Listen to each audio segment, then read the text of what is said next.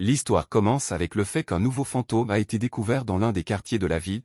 On pouvait le voir de midi à 3 heures du soir. Il lance un ballon de basket d'un côté à l'autre en dansant. Selon les recherches, les capacités du fantôme sont principalement liées au son de son tir de basket. Jusqu'à présent, 13 personnes ont été tuées et les autorités ont surnommé le fantôme du basketball. Pendant ce temps, les écoles ont averti les élèves d'être extrêmement prudents la nuit. Cependant, tous les enfants n'écoutaient pas assez attentivement l'enseignante, alors elle cassa un morceau de craie et le lança directement sur l'élève qui s'était endormi sur le bureau. La craie a touché le type aux cheveux blancs Ethan en plein front, et il a crié d'une douleur inattendue. Le professeur lui a de nouveau posé une question à laquelle il avait dormi la première fois. Que ferait-il s'il rencontrait soudainement un fantôme la nuit? Mais le gars n'a rien compris, il était juste allongé dans son lit et regardait des films d'horreur. Était-il vraiment né de nouveau? Cependant, le professeur l'a pressé avec une réponse, et le gars a répondu que les fantômes nocturnes eux-mêmes ne sont pas capables de nuire aux autres. Ils influencent principalement la psyché humaine à l'aide de mots, à cause de quoi la personne tombe dans le délire et va dans la forêt profonde pour être mangée par d'autres fantômes. Il vous suffit donc de passer par les fantômes de la nuit. Puis le professeur l'a arrêté et lui a dit qu'un élève de la classe suivante avait été tué par un fantôme nocturne il y a quelque temps. Donc tous les élèves devraient faire attention. À ce moment-là, Ethan sentit les souvenirs de ce monde du propriétaire d'origine envahir son cerveau et il réalisa qu'il se trouvait dans un monde parallèle. La seule différence avec sa vie antérieure était que ce monde est plein d'esprits. Les démons et les monstres sont endémiques, et chacun ici est capable d'éveiller sa propre âme spirituelle, de devenir un seigneur spirituel, d'affronter des fantômes et même de les tuer. À ce moment-là, la cloche a sonné et quelqu'un a attrapé Ethan par l'épaule, lui disant qu'un instructeur arriverait bientôt du palais pour tester personnellement son âme spirituelle. C'était Lian, un gars potelé aux cheveux noirs. Il n'arrêtait pas de parler de la façon dont il allait devenir un seigneur spirituel de haut rang, mais Ethan doutait qu'il réussisse. Pendant ce temps, un homme aux cheveux gris et vêtu d'un manteau noir s'approchait du bureau, et tous ceux qui se trouvaient sur son chemin s'inclinaient respectueusement devant lui. C'était Albert, un seigneur spirituel de 3e niveau du palais Tanchi, et il était chargé de tester les âmes spirituelles. Ethan était surpris de la force de l'aura de l'homme. Ethan a dit que les gens naissent avec une arme spirituelle, qu'elle peut être contrôlée par le pouvoir spirituel. Puis il a montré une petite boule brillante, une pierre spirituelle obtenue à partir d'un fantôme. Elle contient beaucoup d'énergie et peut aider à stimuler l'arme spirituelle. Les élèves ont été convoqués un à un pour qu'ils puissent tester l'effet de la pierre sur eux-mêmes. Le blond serra la pierre dans sa main et une aura bleue vive tourbillonna autour de lui. Tout le monde a été surpris, quelque chose de rond et aplati s'est envolé de sa poitrine. Mais au bout d'un moment, tout le monde réalisa qu'il s'agissait d'une simple pierre de bord de route, et toute la classe éclata de rire.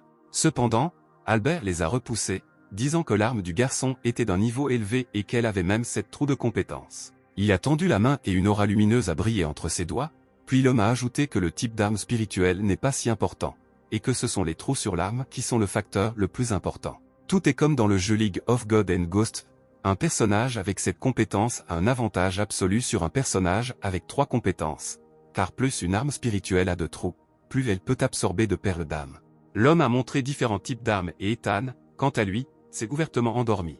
Et puis on a appelé ensuite Oliver, le gars qui était devenu une véritable épine dans le pied d'Ethan depuis qu'il l'avait empêché de harceler son camarade de classe. Et maintenant il avait éveillé une bonne arme spirituelle, ce qui était sans aucun doute mauvais pour Ethan lui-même. Oliver se rendit au tableau, montrant son arme à tout le monde avec une fierté non dissimulée. Cependant, Lian n'était pas satisfait de cela. Il pensait que c'était absolument injuste, mais Ethan était sûr qu'il pourrait facilement gérer son arme. Et comme par hasard, Ethan fut appelé en duel avec Oliver. Le gars était sûr que même avec 3 trous de compétences, il piétinerait ce parvenu dans la boue. Il ramassa la pierre spirituelle, s'attendant à une arme qui se reflèterait dans son âme, dans l'âme du réincarné. Bientôt une lame sortit de sa poitrine, elle avait des proportions parfaites, des lames tranchantes. Cependant, c'était une arme ordinaire à 3 trous, et toute la classe a éclaté de rire, car c'était la pire arme parmi tous les élèves ici. Oliver était le plus heureux, car il avait une excellente occasion de ramener ce garçon arrogant sur terre. Au milieu des rires de ses camarades de classe, Ethan s'assit à son bureau, puis il vit qu'une aura incompréhensible scintillait de son arme en gouttes noires. Elle commença à se disperser dans la classe, mais les autres ne semblaient pas le remarquer. Puis un message apparut devant Ethan, lui demandant de baisser la tête et de regarder son ombre. En baissant les yeux, le gars vit que son ombre semblait s'être transformée en une bouillie noire qui se répandait sur le sol. Et puis il réalisa que son ombre était contrôlée par quelque chose. Un message apparut à nouveau devant Ethan, il disait que son ombre pouvait dévorer les fantômes et acquérir leur pouvoir. La créature semblait lire dans les pensées d'Ethan, Elle savait qu'il doutait de la réalité de ce qui se passait et qu'il voudrait certainement trouver des preuves plus tard. Le gars était choqué, son ombre pourrait-elle vraiment en être capable? Après tout, si tel est le cas, alors la capacité de n'importe quel fantôme pourrait devenir la sienne, et le nombre de trous de compétences ne le limiterait plus. Il pourra chasser des fantômes puissants, récupérer rapidement, et il deviendra alors le seigneur des esprits. Pendant ce temps, une réunion des étudiants du 3e groupe avait lieu sur le terrain de sport. Albert est monté sur scène, il a félicité les gars pour l'éveil de leurs âmes spirituelles, puis leur a posé une question. Sur quoi comptent exactement les gens dans la lutte contre les fantômes? Oliver a immédiatement crié la réponse, une arme spirituelle, et le reste des étudiants l'a soutenu. Cependant, la réponse était fausse, Albert parlait de courage, et Oliver était assez ennuyé d'être corrigé devant une foule aussi nombreuse. Albert a continué, il a dit que le pouvoir des fantômes réside dans le fait qu'ils sont morts et que les gens ont longtemps eu peur de tout ce qui est d'un autre monde. Il a ajouté qu'il avait vu de nombreux maîtres spirituels talentueux possédant 10 compétences ou plus, mais lorsqu'ils affrontaient l'esprit pour de vrai, ils étaient morts de peur et ne pouvaient même pas prendre une arme. Cependant, l'une des étudiantes debout devant Ethan n'était pas gênée par cela. Elle murmura qu'elle deviendrait toujours un seigneur spirituel de haut rang. L'homme a déclaré que le test que doivent passer les jeunes maîtres comprend non seulement l'éveil des âmes, mais aussi une partie pratique. Après tout, s'ils veulent vraiment devenir un seigneur spirituel, ils doivent avoir le courage d'affronter l'esprit en personne, même si cela est dangereux et que certains étudiants peuvent être blessés. Les gars ont paniqué, ils ne s'attendaient pas à ce que le test soit si dangereux, mais Ethan n'a pas abandonné, il croyait que tout ce que les esprits feraient serait de leur faire un peu peur, d'autant plus qu'ils seraient sous la surveillance du palais. De plus, le jeune homme a compris que s'il ne pouvait même pas réussir ce test, il ne pourrait certainement pas devenir un puissant seigneur des esprits. Albert a dit que ceux qui voulaient partir pouvaient le faire maintenant, et de nombreux étudiants se sont immédiatement dirigés vers la sortie, se murmurant qu'ils ne voulaient pas avoir affaire aux esprits. Mais Ethan est resté debout, ce qui a surpris beaucoup de ses camarades de classe. Liam et Oliver sont également restés sur le terrain avec lui. Albert rit de contentement, car sur 300 personnes, il n'en restait que 100, et le garçon n'a même pas haussé un sourcil. Après cela, l'homme s'est retourné et a dit que les gars restants pouvaient se rendre aux portes de l'école. Oliver s'approcha d'Ethan d'un air imposant, ne croyant pas qu'il soit vraiment resté. Mais le jeune homme aux cheveux bleus lui répondit qu'Oliver réussirait certainement le test, car il était si laid que les fantômes eux-mêmes le fuiraient avec horreur. Ethan et son ami se sont ensuite dirigés vers les portes de l'école, laissant derrière eux leurs camarades de classe en colère. Pendant ce temps, une centaine de seigneurs spirituels parmi les plus exclus s'étaient déjà rassemblés à la porte. Ils devaient se rendre dans un endroit où vivaient seuls des fantômes errants, et Albert leur assura qu'ils pouvaient en sortir sains et saufs même sans armes spirituelles. Ils devaient juste garder la détermination dans leur cœur. Il a également déclaré qu'il existe 3 niveaux de danger, blanc, vert et rouge, et les fantômes nocturnes sont au mieux un niveau de danger blanc, tandis que les fantômes puissants de niveau rouge peuvent sévir dans les villes. Certains fantômes de haut rang peuvent même couvrir le ciel et détruire la ville. Selon les règles du défi, celui qui tue le plus de fantômes recevra la perle fantôme verte. Les étudiants se sont immédiatement réjouis, car cette perle valait beaucoup d'argent, et maintenant elle était si proche d'eux. Cependant, l'une des étudiantes, Vivien, une fille aux cheveux noirs vêtue d'une robe d'été rose, était déterminée à gagner. Elle était sûre que la perle d'âme de niveau vert serait la sienne, car elle avait déjà réveillé un artefact avec 9 trous de compétences. Mais Ethan n'allait pas non plus abandonner comme ça, il avait le même objectif, obtenir la perle. Au bout d'un moment, les étudiants sont arrivés dans la banlieue nord de la ville, où les attendait le test. Pendant ce temps, Oliver et plusieurs autres gars ont décidé de faire équipe avec Vivienne, et cela ne la dérangeait pas, tant qu'il ne la dérangeait pas. Liam avait peur, il voulait travailler avec Ethan, mais il a décidé qu'il valait mieux qu'il travaille seul. Ethan savait qu'il valait mieux pour lui ne parler à personne de l'existence de l'ombre. Pendant ce temps, Albert a donné à chaque élève une bouteille de jade dans laquelle la perle du fantôme devait être versée après sa défaite, et en fonction du niveau de remplissage de la bouteille, le gagnant serait choisi. C'est par ces mots que l'homme annonça le début de l'épreuve. Et comme Ethan a décidé d'agir seul, sans attendre, il s'est d'abord enfoncé dans la forêt. Albert s'occupa de lui, pensant que le garçon avait un cœur courageux et pouvait être très utile, mais ses qualifications laissaient beaucoup à désirer. À la suite d'Ethan, l'équipe de Vivienne, dirigée par la jeune fille elle-même, a avancé. Le gars lui-même errait déjà dans les arbres, des fantômes errants le dépassaient de temps en temps. Tout était assez calme. Mais alors l'un des fantômes derrière les arbres sembla l'appeler par son nom. Ethan s'est immédiatement retourné, attrapant son poignard. Était-il vraiment tombé sur un fantôme si rapidement? Cependant, le fantôme était plus rapide que le garçon et se retrouva en un instant derrière lui. C'était un mort aux cheveux gris vêtu de robe déchirée. Il regardait Ethan avec des orbites vides. La créature posa une longue main osseuse sur l'épaule du gars, et celui-ci se figea d'horreur. En se retournant, Ethan vit le visage terrifiant de l'esprit. Seulement dans une de ses orbites il y avait un globe oculaire. Il regarda le gars. Une aura menaçante tourbillonnait autour de lui. Cependant, Ethan a coupé le corps de l'esprit d'un seul mouvement de sa lame, et il s'est évaporé en hurlant. Tout ce qui restait de la terrible créature était un orbe bleu vif, une aura fantomatique tourbillonnant toujours autour d'elle. C'était une perle, elle a volé dans la bouteille d'étal, et le gars a entre-temps remarqué que son poignard était très pratique. C'est dommage qu'il y ait si peu de trous pour les compétences. Lorsque le jeune homme se retourna, une aura fantomatique tourbillonna à nouveau autour de lui. Bientôt, les esprits sortirent d'elle, marmonnant quelque chose à propos des leurs, entourant progressivement Ethan. Une aura noire coulait des yeux et de la bouche des esprits, comme des tentacules. Elle commença à se répandre à travers le champ et atteignit bientôt les pieds du jeune homme. Un instant plus tard, ses membres étaient déjà capturés dans des vignes noires, elles s'enroulaient de plus en plus étroitement autour de lui. Cependant, d'un mouvement habile de son poignard, il coupa les fils de l'aura noire, s'en libérant. Après un autre moment, il se précipita vers les esprits, les frappant avec son âme, les coupant en deux et leur coupant la tête. Bientôt, tout fut fini, et Ethan, essoufflé, s'assit pour se reposer près d'un arbre, regardant avec soulagement sa bouteille de jade, elle était presque au tiers pleine. Mais il comprit qu'il ne pouvait pas se détendre, car il était seul et Vivienne travaillait en équipe, et s'ils concentraient toutes leurs ressources sur eux-mêmes, alors Ethan ne pourrait certainement pas les rattraper. Dès qu'il réfléchit à ce qu'il devait faire ensuite, son ombre recommença à bouger, se transformant en un liquide visqueux s'élevant vers le haut. Puis le message réapparut devant lui, il disait que détruire les fantômes errants ne suffirait pas, et qu'Ethan devait s'enfoncer plus profondément dans la forêt, détruire les fantômes blancs, ainsi que le fantôme brumeux caché dans le cimetière. Ethan était interloqué, car il n'avait pas intention d'aller aussi loin. Il ne pouvait pas comprendre si l'ombre avait un esprit propre, car il lui semblait qu'elle le conduisait simplement par le nez. Le gars a décidé qu'il devrait y retourner, puisque les fantômes de niveau blanc peuvent gravement nuire à une personne. Seuls les seigneurs spirituels de premier niveau devraient s'en occuper, et il ne voulait pas mourir pour l'instant. Il retourna vers les bus lorsque l'ombre créa à nouveau un message pour lui, disant qu'il était au courant de ses soupçons et de sa méfiance, mais que s'il se retournait maintenant, il n'obtiendrait jamais la perle d'âme de niveau vert.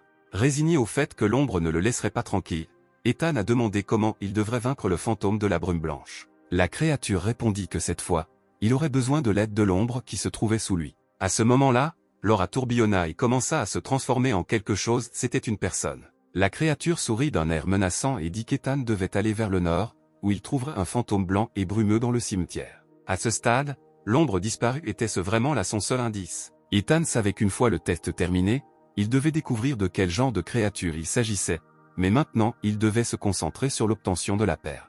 Bientôt, le gars est venu au cimetière et il s'est immédiatement rendu compte qu'il y avait une sorte d'aura étrange régnant partout ici. Les environs sont devenus de plus en plus brumeux, puis Ethan s'est rappelé qu'une grande concentration de fantômes errants avec de forts sentiments de ressentiment et de haine, vivant souvent dans des cimetières, ont la capacité d'invoquer un grand nombre d'esprits et de cacher leur vrai corps dans un brouillard blanc qui les altère. Visibilité et tue des gens.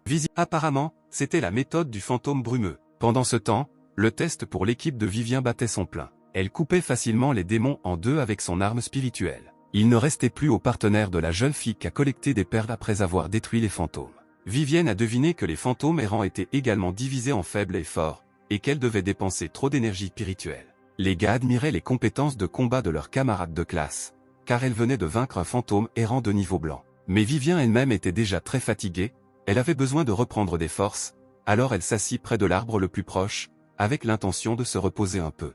Et même si son équipe voulait continuer à remplir la bouteille de jade sans se reposer, la jeune fille était catégorique, elle a l'intention de reprendre des forces, puis de battre tout le monde avec un énorme avantage, car ce n'est qu'ainsi que le palais Tanchi pourra la reconnaître. Pendant ce temps, l'équipe d'Oliver était piégée et entourée de vignes épineuses. Les gars ont réalisé qu'il s'agissait du repère même des fantômes errants et qu'ils devaient de toute urgence partir d'ici. Après un certain temps, lorsque l'équipe a parcouru une distance suffisante de la forêt, les gars ont décidé de se reposer. Soudain, il y eut un bruit derrière Oliver, quelqu'un bruissant dans les buissons. Il s'est avéré que c'était Liam, apparemment il s'est perdu. Il ne faisait pas partie de l'équipe d'Ethan et se promenait seul dans la forêt jusqu'à ce qu'il rencontre l'équipe d'Oliver, mais les gars ne voulaient pas s'occuper de lui, parce qu'il était une personne inférieure à eux. Les gars se sont retournés et sont partis en disant que Cilia avait des ennuis, il devrait blâmer son ami de l'avoir quitté. Le jeune homme était déprimé, car la forêt était infestée de fantômes errants, et il n'avait personne sur qui compter, car son ami ne savait pas où. Et Ethan, quant à lui, s'est battu avec un fantôme brumeux, qui s'est avéré beaucoup plus fort que les créatures que le gars avait rencontrées auparavant. L'esprit attrapa Ethan par le cou et le maintint en l'air, émettant des sifflements. Un épais brouillard sortit de sa bouche et pénétra directement à l'intérieur du garçon. La créature a injecté de l'énergie yin dans le corps d'Ethan, lui aspirant sa vitalité, mais le gars a compris qu'il ne voulait pas du tout mourir ici. Soudain, l'ombre d'Ethan a recommencé à bouger, elle s'est formée en une main, de nombreux tentacules d'ombre sont apparus autour d'elle et ils se sont dirigés vers le fantôme. Ils ont commencé à emmêler la créature de tous les côtés, ne lui permettant même pas de comprendre ce qui se passait. Une main de l'ombre attrapa directement le visage du fantôme, et des tentacules s'enroulèrent autour de son corps et de ses bras, le forçant à desserrer sa prise et à libérer le garçon. Ethan était libre, mais il comprenait que l'ombre avait vaincu le fantôme, et maintenant il se transformerait en brouillard blanc et s'enfuirait, et il ne pouvait pas permettre cela. Juste au moment où le fantôme était sur le point de se transformer en une aura brumeuse, Ethan sursauta, le transperçant avec son poignard. Lorsqu'il a atterri, il était sous le choc, il ne savait pas que l'ombre en était capable, et pourtant, elle lui a sauvé la vie. Et au moment où le gars voulait prendre la perle dans son flacon, il se rendit compte que son ombre était redevenue ordinaire, sans vie, la créature était partie, le laissant sans le trophée tant attendu. Cependant, tout à coup, l'ombre sous ses pieds commença à former le mot exactement. Le gars a examiné sa main droite et s'est figé, on aurait dit qu'elle était brûlée, couverte de cicatrices. Mais soudain, elle sembla commencer à produire une aura, c'était le même brouillard que le fantôme qu'il venait de vaincre avec l'ombre. Le gars lui a passé la main et le brouillard a tourbillonné dans un tourbillon. Puis il a réalisé que non seulement il n'avait pas été blessé en rencontrant un esprit aussi fort, mais qu'il pouvait maintenant contrôler le brouillard, il avait acquis le pouvoir d'un fantôme brumeux blanc. Les seigneurs des esprits ne pouvaient utiliser les capacités des fantômes qu'avec l'aide des perles d'âme incrustées dans les âmes spirituelles, mais Ethan pouvait les utiliser directement, sans armes ni perles. Le gars était sûr que tout cela était dû à l'ombre, son bras droit pouvait retrouver sa forme originale lorsque la compétence disparaissait, mais les changements étaient encore un peu effrayants. Donc il aurait dû porter des manches longues au cas où. Désormais, Ethan pouvait cacher sa présence et utiliser le facteur d'imprévisibilité, et c'était tout simplement la compétence parfaite pour son arme spirituelle. Il réalisa que c'était maintenant à son tour de chasser. 1 heure plus tard, la bouteille d'Ethan était presque pleine. La capacité du fantôme brumeux blanc augmentait vraiment l'efficacité des meurtres, et il se demandait quelle autre compétence la perle d'âme verte pouvait donner. Après tout, Ethan avait hâte de devenir plus fort. Pendant ce temps, l'aube est arrivée et les gars ont commencé à se rassembler lentement dans la clairière où le test avait commencé, et Liam était plus heureux que quiconque que ce soit terminé. Bientôt, Oliver et sa compagnie apparurent dans la clairière, il était clairement heureux qu'Ethan ne soit toujours pas. Le gars s'est approché d'Albert et lui a donné sa bouteille, elle était pleine à 80%, ce qui s'est avéré être un très bon résultat. À la suite d'Oliver, Vivienne entra dans la clairière avec son équipe, elle marchait avec beaucoup d'assurance, comme il sied à la fille des gardiens des esprits. Elle a également donné son biberon à Albert, et il a été étonné, car c'était l'un des meilleurs résultats de la journée. Vivienne décida que la victoire était déjà dans sa poche et demanda de lui donner la perle verte de l'âme. Mais à ce moment-là, Ethan est apparu dans la clairière, il s'est dirigé de manière imposante vers le reste des étudiants, disant qu'il serait injuste d'annoncer le gagnant sans attendre son retour. Vivien était sûr que c'était une perte de temps, car personne ne pouvait la surpasser, mais Ethan s'approcha quand même d'Albert et lui donna sa bouteille. L'homme lui-même n'attendait rien de spécial de la part du garçon, mais lorsqu'il a ouvert sa bouteille, il est devenu engourdi, elle débordait simplement de perles. Tous les étudiants ont été choqués. Comment est-il possible qu'un gars avec seulement 3 compétences manquantes puisse y parvenir? Albert n'avait d'autre choix que de reconnaître à juste titre Ethan comme le vainqueur. Il a tenu sa promesse et lui a donné la récompense, la perle verte de l'âme. Vivienne était extrêmement mécontente de cette évolution des événements, car elle était sûre d'obtenir la perle, et maintenant Ethan était devenu son principal rival. Albert se demanda comment un gars avec de telles qualifications pouvait gagner, mais lui dit néanmoins qu'il y avait aussi un maître dans le palais Tanchi avec seulement 3 trous d'âme spirituelle. Et pourtant il était très fort. Mais avant qu'Ethan puisse lui en demander plus sur cet homme, l'homme déclara le test terminé et renvoya tous les étudiants chez eux, s'occupant d'eux et pensant en lui-même que le cas d'Ethan était un cas sur 1 million, ne croyant toujours pas que cela puisse se reproduire une seconde fois. Au bout d'un moment, Ethan était déjà rentré en ville, il était déjà tard dans la soirée, mais cet endroit de la ville avait toujours été très fréquenté, mais maintenant il n'y avait plus personne ici. Soudain, quelqu'un est apparu derrière le gars et lui a demandé quelque chose, ce qui a fait sursauter Ethan de peur. C'était un homme âgé, il a demandé si Ethan savait où se trouvait la maison de meubles, son fils y travaille comme gérant, mais il n'est pas rentré chez lui aujourd'hui et n'a pas répondu au téléphone. Mais le gars a compris que cette maison de meubles était fermée depuis longtemps, alors il a invité le vieil homme à rentrer chez lui et à attendre encore des nouvelles de son fils. Et à ce moment-là, il remarqua que le vieil homme ne projetait pas d'ombre, c'était un fantôme. Ethan s'est immédiatement retourné, disant qu'il amènerait son fils ici, et il s'est enfui, ne voulant plus être en compagnie d'un fantôme. Finalement, le jeune homme a couru vers la maison et a immédiatement claqué la porte, car il savait que cette maison de meubles avait pris feu et que tout le personnel avait brûlé vif. Et depuis lors, personne n'y avait travaillé, et ce vieil homme, apparemment, était un fantôme de la nuit. Il avait du mal à distinguer les fantômes nocturnes des habitants de la ville et il savait qu'il devait s'entraîner davantage. Ethan entra dans la maison et une fille aux cheveux noirs apparut devant lui, vêtue uniquement d'une longue chemise blanche, c'était la fille des parents adoptifs de l'ancienne propriétaire du corps, Gwen. Elle ne comprenait pas pourquoi son frère avait l'air si surpris. Peut-être que c'était à cause de cet instructeur du palais de Tanchi. Mais Ethan a dit qu'il ne s'agissait pas de lui, car lui, comme Gwen, avait réveillé son arme spirituelle. Puis la jeune fille lui a demandé combien de trous de compétences il avait reçus. Ayant appris que l'arme spirituelle de son frère n'avait que 3 trous, Gwen fut très surprise et lui conseilla de faire autre chose, décidant que travailler avec les esprits n'était pas son truc. L'arme de la jeune fille possédait 12 trous de compétences, si nombreux qu'elle pouvait les partager avec Ethan. Le gars ne pouvait pas croire qu'elle était vraiment si douée, mais avec ces mots, Gwen alla dans sa chambre, disant qu'elle allait se coucher et qu'Ethan devrait également se coucher tôt. Le gars est allé dans sa chambre et a commencé à penser que même s'il avait la paire, l'utiliser était un véritable casse-tête. Cependant, il doit d'abord l'absorber pour voir quelles compétences elle peut lui apporter. Soudain, l'ombre a de nouveau écrit un message pour Ethan, disant qu'il veut maintenant laisser l'ombre consommer cette perle. Mais cette fois, Ethan n'allait pas abandonner toutes les ombres, il voulait plutôt insérer la perle dans son arme spirituelle, ce qu'il fit. Dès que la perle entra dans le trou, le poignard du jeune homme et lui-même semblèrent transpercés par la foudre. En un instant, ce fut comme s'il était dans l'espace, il flottait au-dessus de la planète seul avec son arme. Le poignard brillait de flammes turquoises, il reçut une compétence de perle d'âme de niveau vert, un éclair de lumière verte. Ethan savait que cette compétence était assez puissante, capable de causer de graves dégâts aux fantômes de niveau blanc. Soudain, la perle a semblé libérer des vagues de son énergie dans 3 autres directions. Le gars était choqué, une branche élargie de la perle de l'âme était-elle vraiment apparue dans son âme spirituelle? La perle verte en formait 3 autres, la perle fantôme de brume en bronze, noire et blanche, la bronze donnait force et portée, la noire vous permettait de faire taire l'ennemi pendant 3 secondes et la blanche réduisait de moitié le temps tampon et la puissance spirituelle requis pour cette capacité. Et a également doublé la vitesse de leur libération. Ethan a compris que chacune des capacités était très utile, et qu'elles étaient même comparables aux compétences des perles d'âme de niveau rouge. Obtenir une perle de niveau rouge est extrêmement difficile et le taux de réussite d'absorption n'est que de 50%, mais l'arme spirituelle d'Ethan peut produire si facilement des mutations de niveau perle rouge. En levant les yeux, le gars a vu que les branches de la perle s'étalaient dans des directions différentes, il s'avère que chaque compétence peut générer encore plus de branches, et il peut créer un arbre de compétences incomparablement énorme.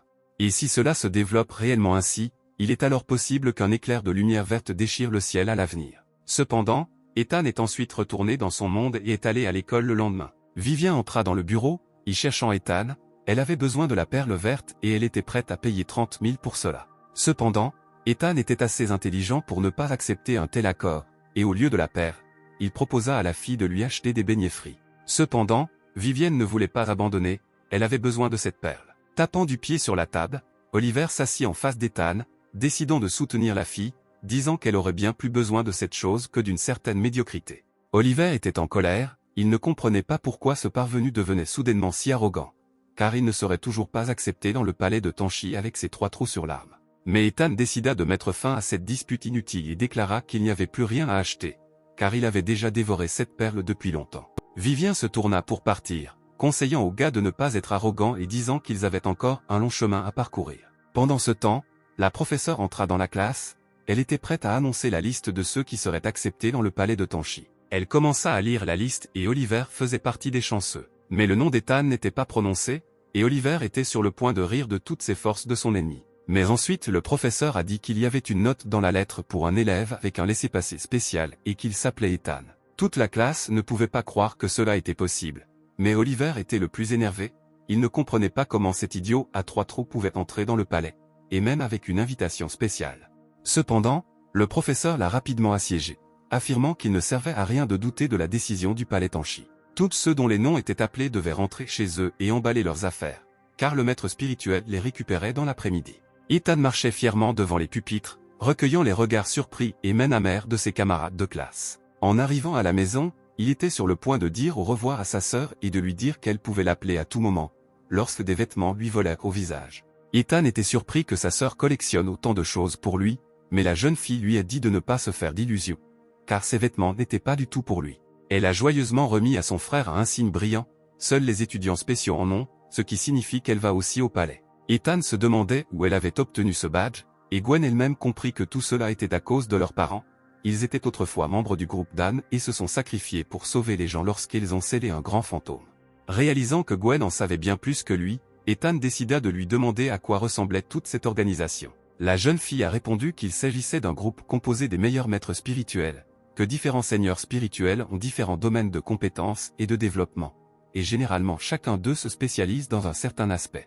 De plus, lorsqu'ils sont combinés, ils ont un effet chimique inattendu. L'organisation des seigneurs spirituels est un groupe de personnes aux talents divers. Gwen elle-même s'est positionnée comme une maîtresse du combat à distance, et à l'avenir elle évoluera dans cette direction. Ethan a décidé qu'il devrait trouver de bons coéquipiers, mais sa sœur s'est contentée de sourire, car aucune équipe ne voudrait accepter quelqu'un qui n'a que 3 trous de compétences. Mais Ethan a compris que ses capacités au potentiel illimité faisaient de lui un égal à toute l'équipe. Le moment venu, tous les étudiants choisis sont arrivés à destination, où le bus les attendait déjà. Gwen se tenait près de l'arrêt de bus, attendant son frère, et tous les autres étudiants la regardaient avec une admiration non dissimulée.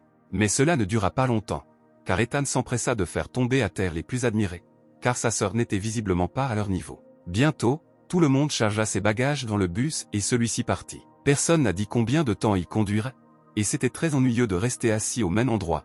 Puis une fille blonde assise derrière eux a passé la tête entre les sièges d'Ethan et de Gwen. Elle voulait rencontrer ses futurs camarades de classe. Ethan a tout de suite aimé la fille, il était content de la rencontrer. Sally, ses parents sont membres du groupe Blue Knight. Le gars a dit qu'il avait beaucoup entendu parler d'eux et qu'il admirait simplement son père, mais Gwen a compris qu'il voulait juste beurrer sa nouvelle connaissance. Les gars ont continué à faire connaissance et ont promis d'échanger des numéros s'ils étaient soudainement affectés à des classes différentes. Gwen a rapidement terminé cette performance en disant que son frère ne savait vraiment rien des Spirit Lore. Mais entre-temps, quelque chose d'étrange se produisait, le tunnel dans lequel voyageaient les étudiants semblait ne jamais finir et les téléphones perdaient le signal. Ethan est allé voir le chauffeur pour savoir ce qui se passait, mais il n'a rien compris non plus. Il avait traversé plusieurs fois, mais maintenant le tunnel semblait sans fin. Rien n'était visible devant, d'autres voitures roulaient devant le bus, mais elles semblaient maintenant avoir disparu. Dans la cabine, la panique a grandi parmi les étudiants, pour une raison quelconque, la température à l'intérieur est devenue de plus en plus basse. Quelque chose n'allait pas, Ethan a demandé au conducteur d'arrêter la voiture et les passagers ont décidé de préparer leurs armes spirituelles, pensant que des fantômes étaient impliqués. Et puis la voiture s'est finalement arrêtée. Gwen a sorti son arme un éventail et a demandé à tout le monde de faire attention. Ethan savait que c'était définitivement l'heure d'un fantôme, et tandis que tous les autres dans le bus étaient inquiets et essayaient de se calmer en pensant que, les enfants de puissants maîtres spirituels, n'auraient pas pu être pris en embuscade, l'ombre d'Ethan est devenue active. Son message suivant disait que le tunnel sombre était plein d'horreurs inconnues, et c'est à ce moment-là qu'Ethan a décidé de quitter la voiture. Le gars a compris que l'ombre avait décidé de le laisser sortir pour une raison, alors il a décidé de suivre son message et de sortir, ce dont les autres passagers étaient très mécontents. Et si des mauvais esprits entraient par la porte ouverte? Ethan a dit qu'il avait juste décidé d'aller aux toilettes, mais Gwen s'est rendu compte que tout n'était pas si simple et a décidé d'y aller avec son frère. Elle ne comprenait toujours pas ce qui se passait et son frère lui a dit qu'une activité paranormale avait dû se produire en cours de route. Apparemment, le palais de Tanchi était impliqué dans cette affaire. Ethan croyait que s'ils voulaient vraiment devenir des seigneurs spirituels, alors ils ne pouvaient pas simplement s'asseoir et attendre de mourir, ils devaient explorer ce mystérieux tunnel. Il faisait noir ici, alors les gars décidèrent d'utiliser des lampes de poche, et Ethan osa supposer que quelqu'un devait les surveiller secrètement depuis le palais de Tanchi. À ce moment-là, quelque chose tomba d'en haut directement dans sa main, c'était du papier-monnaie. Bientôt, toute la route fut recouverte de pièces de monnaie en papier. Les gars dans le bus ont commencé à paniquer de plus en plus, car Ethan et sa sœur disaient qu'ils étaient allés aux toilettes, mais la lumière de leur téléphone s'éloignait. Il s'est avéré qu'Ethan avait raison, et quelqu'un surveillait effectivement les étudiants, c'étaient 2 hommes, ils les surveillaient attentivement à travers un immense moniteur. Un homme d'âge moyen avec des cicatrices sur le visage était clairement mécontent que les futurs seigneurs spirituels se cachent simplement dans une voiture et attendent d'être secourus. Son ami, un homme adulte avec une moustache touffue, lui a conseillé de ne pas être aussi critique, car ce n'étaient que des enfants. Puis il a tourné son attention vers le gars et la fille qui étaient les premiers à descendre du bus. Les hommes se rendirent compte qu'il s'agissait des enfants de William, numéro 2 du groupe Down. L'homme à la moustache a expliqué à sa partenaire que son fils adoptif, Ethan, n'avait que 3 trous de compétences, mais que sa propre fille, Gwen, en avait jusqu'à 12. En entendant cela, l'homme aux cicatrices a décidé de tester les adolescents et a ordonné qu'un fantôme blanc et brumeux soit envoyé dans le tunnel. Il voulait voir Gwen en action et son partenaire a été très surpris par des mesures aussi précipitées. Mais l'homme lui a simplement dit au revoir et lui a dit qu'il avait tout sous contrôle. Pendant ce temps, le tunnel devenait de plus en plus froid. Un instant plus tard, les gars étaient enveloppés dans des nuages de brouillard, cela s'épaississait et s'épaississait. Ethan réalisa que cela signifiait que le fantôme blanc brumeux était à proximité, alors il s'avança, laissant sa sœur derrière lui, car il savait que cette créature attaquait généralement par derrière, et de cette façon ils auraient une meilleure chance de le remarquer. Il a également compris qu'il ne pouvait utiliser le flash vert qu'une seule fois et qu'il serait ensuite indisponible pendant une minute complète, il ne pouvait donc pas le manquer. Mais il croyait qu'avec des compétences de niveau vert, il pourrait vaincre le fantôme. Des bruits effrayants se faisaient entendre au loin, il se rapprochait et Ethan savait que c'était un fantôme. Il faisait de plus en plus froid, mais le gars n'avait pas encore vu le fantôme, mais quand il se retourna, il était engourdi d'horreur. Une créature terrifiante dominait sa sœur, ses yeux semblaient cousus avec des fils et une épaisse fumée s'échappait de sa bouche. Les rafales de vent étaient si fortes qu'elles ont littéralement attrapé Gwen et l'ont portée directement vers le fantôme. Puis Ethan s'est rendu compte que sa cible était la jeune fille. Mais il n'allait pas livrer sa sœur entre les griffes de ce monstre, d'un seul mouvement il bondit, sortant au vol son poignard. Le gars a balancé son arme en utilisant son habileté un éclair de lumière verte. Cette technique fit hurler de douleur le fantôme et s'évapora. Bientôt, Gwen fut libérée des griffes de l'épée brouillard, elle courut et attrapa son frère. Elle ne comprenait pas pourquoi le brouillard continuait de s'épaissir, mais Ethan lui assura que le fantôme du brouillard ne leur ferait pas de mal. Pendant ce temps, l'homme aux cicatrices regardait tout à travers les moniteurs, il ne comprenait pas non plus d'où venait tant de fumée, car un fantôme n'en était pas capable. Il a compris que les descendants de grandes personnes étaient dans le bus, donc son option la plus sûre était d'aller vérifier par lui-même ce qui s'y passait. Et le brouillard blanc a continué à s'épaissir autour des adolescents, mais Ethan a assuré à sa sœur qu'il s'en occuperait et a laissé la fille dans un endroit sûr. Le jeune homme balançait son poignard à la recherche de l'esprit, car le brouillard élargissait son champ de perception et dès qu'il touchait la créature, elle ne pourrait plus s'échapper. Et quand le fantôme le rattrapa finalement, Ethan vola vers lui d'un seul mouvement et le frappa avec l'arme directement dans le dos. Cependant, les coups donnaient l'impression que le gars avait touché du métal, il semblait que la seule façon de blesser cette créature de quelque manière que ce soit était d'utiliser cette compétence, mais cela valait-il la peine d'attendre qu'elle refroidisse? Ethan ne voulait pas attendre aussi longtemps, alors une autre option lui vint à l'esprit. Caché dans le brouillard, il a attaqué l'esprit par derrière, précisément dans la profonde blessure que l'éclair de lumière verte lui avait laissée. Il lui suffisait d'une seule attaque réussie, et il l'a fait, détruisant la créature d'un seul coup. Il a laissé derrière lui une perle d'âme, et bien qu'il ait fallu beaucoup plus d'énergie à Ethan pour faire face au fantôme de niveau blanc, il l'a quand même tué lui-même. Il savait qu'il pouvait utiliser la perle de l'âme pour percer à nouveau les éclats avancés de lumière verte, car un rechargement d'une minute était trop long pour le champ de bataille en constante évolution. Gwen, quant à elle, sortit du brouillard et retrouva son frère, heureuse qu'il ne soit pas blessé, mais le calme ne dura pas longtemps. Ethan réalisa qu'il y avait quelque chose dans le brouillard, et cela semblait assez fort. Le même homme avec des cicatrices est sorti du brouillard, il s'est présenté comme étant Marcus du palais de Tanchi. Ethan remit doucement la perle de l'âme dans la main de Gwen. Puis il sourit comme si de rien n'était et dit que sa brillante sœur était capable de vaincre calmement le fantôme blanc brumeux. Marcus était satisfait de ce résultat et a dit au gars de retourner au bus. En s'occupant d'eux, il pensait que ce garçon avait beaucoup de chance d'avoir une sœur aussi talentueuse. Après un certain temps, tous les étudiants atteignirent le bout du tunnel, où Marcus les attendait. Il était extrêmement mécontent de la façon dont les étudiants ont réagi à cet événement surnaturel et a déclaré que les gens ne pouvaient pas confier leur vie à de tels lâches. Un homme aux cheveux courts se faisant passer pour l'un des étudiants leur a également fait honte, disant qu'il était avec eux tout le temps dans le bus et qu'il avait vu leur réaction. Mais quand Marcus a vu Ethan et Gwen, il a semblé s'épanouir, disant qu'il était très heureux qu'ils soient si courageux, en particulier Gwen, qui à cet âge était capable de détruire un fantôme de niveau blanc. Après cela, tout le monde est retourné au bus. Ethan était content que tout soit fini, mais sa sœur avait l'air mécontente. Elle ne comprenait pas pourquoi son frère avait fait tout ce spectacle et lui avait donné la perle de son âme, mais il lui a seulement répondu qu'il l'avait fait parce qu'il l'aimait. Mais Gwen était catégorique, elle a tendu la perle et l'a remise dans la main de son frère, car c'était injuste de s'approprier ses mérites. Ethan comprit que même si les gens découvraient la vérité, tout ce qu'il ferait serait simplement de le féliciter, mais pour Gwen, un tel exploit profiterait à la répartition des classes dans le palais. Mais réalisant qu'il aurait toujours la perle, il la serra dans sa paume, décidant de voir quelles compétences elle débloquerait. Dès qu'il se concentra sur elle, elle brillait avec une lumière vive dans ses mains. Un instant plus tard, il se retrouva de nouveau dans l'espace, là où il se trouvait auparavant, et réalisa que l'éclair de lumière verte avait fait un pas en avant grâce à cette perle. Et puis Ethan vit que la perle était à nouveau divisée en 3 directions supplémentaires. Il n'arrivait pas à y croire, cela pourrait-il à nouveau se développer vers des compétences supplémentaires. Et c'était ainsi, la perle verte du fantôme de l'au-delà permettait de contrôler librement le mouvement du flash vert, multipliant sa vitesse par 3. Le Blackwater Ghost Soul Pearl a ajouté des balises à l'attaque, et plus il y avait de balises, plus les dégâts d'explosion après l'utilisation du flash étaient élevés. La perle blanche du fantôme pendu, quant à elle, permettait de créer 3 éclairs maudits. Ainsi, quelle que soit la progression d'étape, l'éclair de lumière verte pourrait évoluer vers une compétence non moins puissante qu'une perle d'âme de niveau rouge. Cependant, les fantômes d'eau étaient très rares et n'apparaissaient que là où il y avait beaucoup de rivières, et les fantômes pendus avaient un niveau rouge et étaient incroyablement difficiles à trouver. Mais ensuite sa sœur sortit Ethan de ses pensées.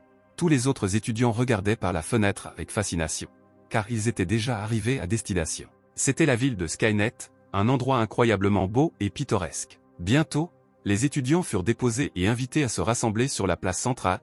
Il s'avéra qu'une branche du palais Tanchi était située au fond des montagnes. Outre Ethan lui-même, il y avait environ 500 autres personnes ici, dont beaucoup étaient des membres de l'élite. Oliver et Vivien étaient également là, ils regardaient le gars avec mécontentement, mais cela n'a pas duré longtemps. Plusieurs personnes sont sorties sur la place principale, c'étaient des enseignants. Tous les regards étaient tournés vers Gwen, car elle avait tué le fantôme blanc brumeux avant d'arriver au palais et était sans aucun doute un semi de première classe de ce ruisseau. La jeune fille se sentait gênée par une telle attention, mais son frère s'empressa de lui assurer qu'il voulait juste mieux la connaître, car elle était une étudiante spécialement sélectionnée. Il tapota la tête de sa sœur, décidant de continuer à adhérer à la version selon laquelle c'était Gwen qui avait tué le fantôme, et promit que la prochaine fois, il la protégerait définitivement. Pendant ce temps, Marcus les observait et il était très inquiet que le garçon continue à se cacher derrière la jupe de sa sœur. Il a donc décidé qu'il devait être affecté à des classes différentes. Son partenaire a remarqué que l'homme ne quittait pas la fille des yeux et a décidé de lui dire qu'il l'avait également remarqué pour son cours, ce à quoi Marcus l'a immédiatement attaqué, le défiant en duel. Une femme aux cheveux violets courts, vêtue d'un costume turquoise et décolleté, est intervenue et a fait honte à Marcus. Mais Marcus était sérieux, il avait un œil sur Gwen avant même qu'elle n'entre sur Skynet, ce à quoi la femme a répondu qu'elle l'avait choisi bien plus tôt que l'homme. Un grave scandale éclata entre eux, et ils dégainèrent même leurs armes, dans l'intention de décider au combat qui avait raison. Cependant, ils furent arrêtés par le bruit d'une canne frappant le sol, c'est un vieil homme aux cheveux gris qui exigea l'arrêt de ses jeux. La querelle cessa aussitôt, l'homme et la femme furent terrifiés à la seule vue de cet homme. Le vieil homme s'est approché de Gwen et de son frère et a regardé Ethan. A-t-il vraiment réalisé qu'il était différent des gens ordinaires? L'homme a dit que la jeune fille devait choisir sa propre voie et sa future classe. Une femme aux cheveux violets a immédiatement couru vers Gwen, elle s'est présentée comme Emma, la chef de la classe A, elle a promis de faire de la fille une maîtresse spirituelle légendaire d'au moins niveau 5. Arthur, le même homme potelé avec une moustache, le chef de la classe B, s'est approché par derrière, remarquant les excellentes nouilles qu'Emma accrochait aux oreilles de la fille, et a dit que si Gwen rejoignait sa classe, il lui donnerait 3 perles d'âme de le niveau vert et en fait également un suzerain de 3 niveaux. Les autres professeurs commencèrent également à courir à tour de rôle vers la jeune fille, chacun essayant de lui offrir quelque chose de plus. Mais Marcus était déterminé à intégrer Gwen dans sa classe, alors il lui a offert un Angel Ghost Soul Pearl si elle voulait le rejoindre. Emma et Arthur ont réalisé que l'homme devenait fou, car il était prêt à donner la perle, qui se classe au 7e rang parmi les perles d'âme du niveau rouge, et pour Marcus lui-même, c'était la meilleure opportunité de dépasser enfin le niveau 3. Ethan savait que cette perle donnait la compétence manie, après avoir libéré le maître spirituel. Un champ serait créé et la force de gravité sur l'ennemi à l'intérieur serait augmentée plusieurs fois. De plus, la 3e branche du flash de lumière verte peut créer une nouvelle compétence, 3 flashs maudits, mais pour cela, elle a besoin de la perle d'âme du fantôme pendu, et même si c'était important pour Ethan, il ne pouvait pas interférer avec la décision de sa sœur. Mais, apparemment, la sœur elle-même avait besoin de conseils, car elle n'arrivait pas à se décider, mais son frère lui a demandé de toute urgence de décider par elle-même. Gwen se tourna vers Marcus, lui demandant de répondre à une question. Elle se demandait si son frère, Ethan, pourrait étudier avec elle si elle rejoignait sa classe. Marcus n'aimait clairement pas cette proposition, car le garçon n'avait que 3 trous pour l'habileté, et il voulait au contraire l'envoyer en enfer. Puis Gwen s'est tournée vers Emma, qui était heureuse de l'accepter, semble-t-il, sous toutes les conditions. Marcus ne voulait vraiment pas s'embêter avec son frère insignifiant, mais il était quand même d'accord. Faire entrer Gwen dans sa classe était la chose la plus importante pour lui.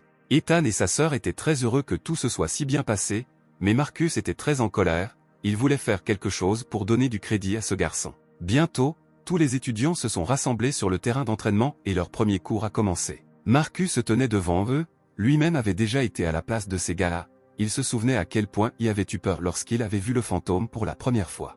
Il a dit que s'ils voulaient devenir des seigneurs spirituels, ils devaient avant tout mettre de côté la peur, comme leur camarade de classe Gwen. Et dès que la fille a mentionné que son frère l'avait aidé à vaincre le fantôme, Marcus est à nouveau mis en colère, il fallait faire comprendre à Gwen que son frère n'était pas de taille contre elle. Cependant, il a continué la leçon en disant que le pouvoir d'un seigneur spirituel vient de la perle de l'âme, et que la même compétence aura un énorme écart entre les mains de différents maîtres, et pour le démontrer, il a choisi un apprenti, Ethan. Il a demandé quelle compétence lui avait été révélée après avoir absorbé la perle verte, et le gars a répondu, c'était un éclair de lumière verte. Marcus avait également cette compétence, et il avait l'intention de montrer à ce gamin la différence entre eux. Il a dit qu'il fallait au moins 1 minute à un seigneur spirituel de niveau 1 pour libérer la compétence, mais Marcus lui-même est au niveau 3, donc cela lui prend 30 secondes. Mais Ethan l'interrompit en disant que lui aussi n'avait besoin que de 30 secondes. Marcus ne comprenait pas comment cela était possible, puisque le garçon n'avait même pas de niveau, et pourtant il n'allait pas reconnaître ses capacités. Décidant de ne pas démontrer la différence de compétences, l'homme a invité les étudiants à pratiquer en personne, et pour cela, ils ont dû se diviser en paires. Les gars ont commencé à pratiquer le combat rapproché, car pour eux c'était jusqu'à présent le moyen le plus efficace de se protéger. Marcus a demandé à Gwen de démontrer des compétences utiles aux autres, et la jeune fille s'est parfaitement acquittée de sa tâche. Tout le monde la regardait avec admiration, les étudiants et Marcus lui-même. Cependant, voyant Ethan traîner à nouveau avec sa sœur, il décida de le mettre en équipe avec Derek afin qu'il puisse mettre en pratique ce qu'il venait d'apprendre. Derek était 2 fois plus grand et fort qu'Ethan, mais Marcus a expliqué son choix d'adversaire en disant qu'aucun des étudiants n'était à l'abri d'un véritable combat, et s'ils s'avéraient faibles, ils seraient indignes de leur place dans le palais. Mais Ethan n'avait pas peur, parce qu'il savait de quoi il était capable, et ce n'était pas lui, Derek, qui avait besoin d'avoir peur. Marcus a assuré que si quelque chose arrivait au garçon, il pourrait le soigner. Un message fantôme est apparu à nouveau devant Ethan, il recommandait de montrer à l'ennemi sa véritable force, car après avoir absorbé le fantôme blanc brumeux, le gars a acquis la capacité de pulvériser. Le combat a commencé et Derek a immédiatement volé sur son adversaire, et si son coup parvenait à toucher les organes vitaux, alors Ethan perdrait la capacité de bouger. Et puis le gars s'est rendu compte qu'il n'avait d'autre choix que d'utiliser spray. En un instant, Ethan se retrouva derrière son adversaire et balança son poing enflammé dans sa direction. Des cibles commencèrent à clignoter devant ses yeux, la tête, le dos, les articulations, ce sont tous les points faibles de Derek. Soudain, les yeux d'Ethan s'éclairèrent en rouge, son aura prit l'apparence d'un terrible monstre, et il comprit qu'il devait le tuer d'un seul coup. Des voix horribles ont commencé à jouer dans la tête du jeune homme, elles ont dit que le désir de tuer est dans le sang d'Ethan, et qu'il ne peut pas y échapper, il doit tuer Derek. Chaque fois que la voix devenait plus forte, il raisonnait, tue, tue, tue. Après tout, il est né avec le désir de tuer. Mais Ethan n'allait pas céder à la voix, il se tourna vers l'ennemi à l'aide d'un coup de vent tordu. L'instant d'après, il frappa. Mais le poing toucha à peine le visage de Derek, ne laissant qu'une petite éraflure dessus. L'onde de choc a frappé le mur de la salle d'entraînement, laissant une énorme entaille fumante, et les étudiants se sont rassemblés autour d'Ethan.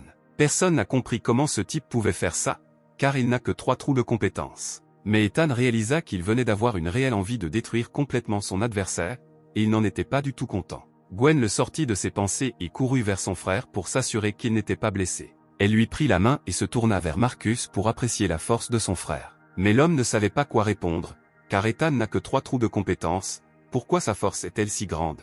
Sans attendre une réponse satisfaisante, Gwen a déclaré avec insistance que son frère n'avait pas du tout besoin de leur approbation. Se retournant, Gwen et Ethan s'éloignèrent du site, attirant les regards surpris de tous. L'une des élèves, Valérie, élève de la classe et propriétaire de 9 trous de compétences, a senti une odeur familière, et il n'y avait aucun doute, c'était exactement à qui elle pensait. Le soir venu, Ethan et sa sœur arrivèrent au complexe résidentiel où les étudiants du palais louaient des appartements, mais il y eut un problème, il n'y avait plus de chambre. Le gérant du complexe ne pouvait rien leur proposer d'autre que d'aller en banlieue et d'essayer d'y chercher un logement. À ce moment-là, une fille brune inconnue vêtue d'une robe blanche s'est approchée des gars par derrière et leur a dit qu'elle pouvait leur sous-louer un appartement à bas prix. La jeune fille a dit qu'elle est elle-même étudiante et qu'elle vit dans l'appartement 1701, qu'elle a payé 3 ans à l'avance, mais maintenant elle est obligée de partir et l'appartement reste vide. Le gérant jeta un regard méchant aux adolescents, car dans l'appartement 1701, le locataire changeait constamment.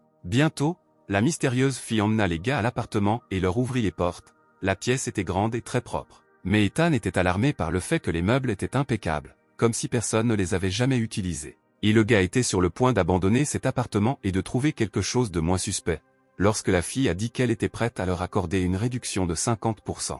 Ethan n'a pas pu refuser une telle offre et a néanmoins signé le contrat, après quoi la jeune fille leur a donné les clés et leur a dit qu'ils ne devraient plus la contacter. Après avoir souhaité un bon séjour au gars, elle quitta l'appartement. Gwen était alarmée par ce comportement, mais Ethan, ne voulant pas inquiéter sa sœur, s'empressa de lui assurer que tout allait bien dans la maison. Sur cette note, Gwen s'est couchée et a conseillé à son frère d'aller se coucher aussi. Cependant, le gars n'allait pas dormir, parce que la réaction de cette fille et l'atmosphère dans l'appartement lui-même lui semblaient étranges, et il devait découvrir ce qui se passait ici.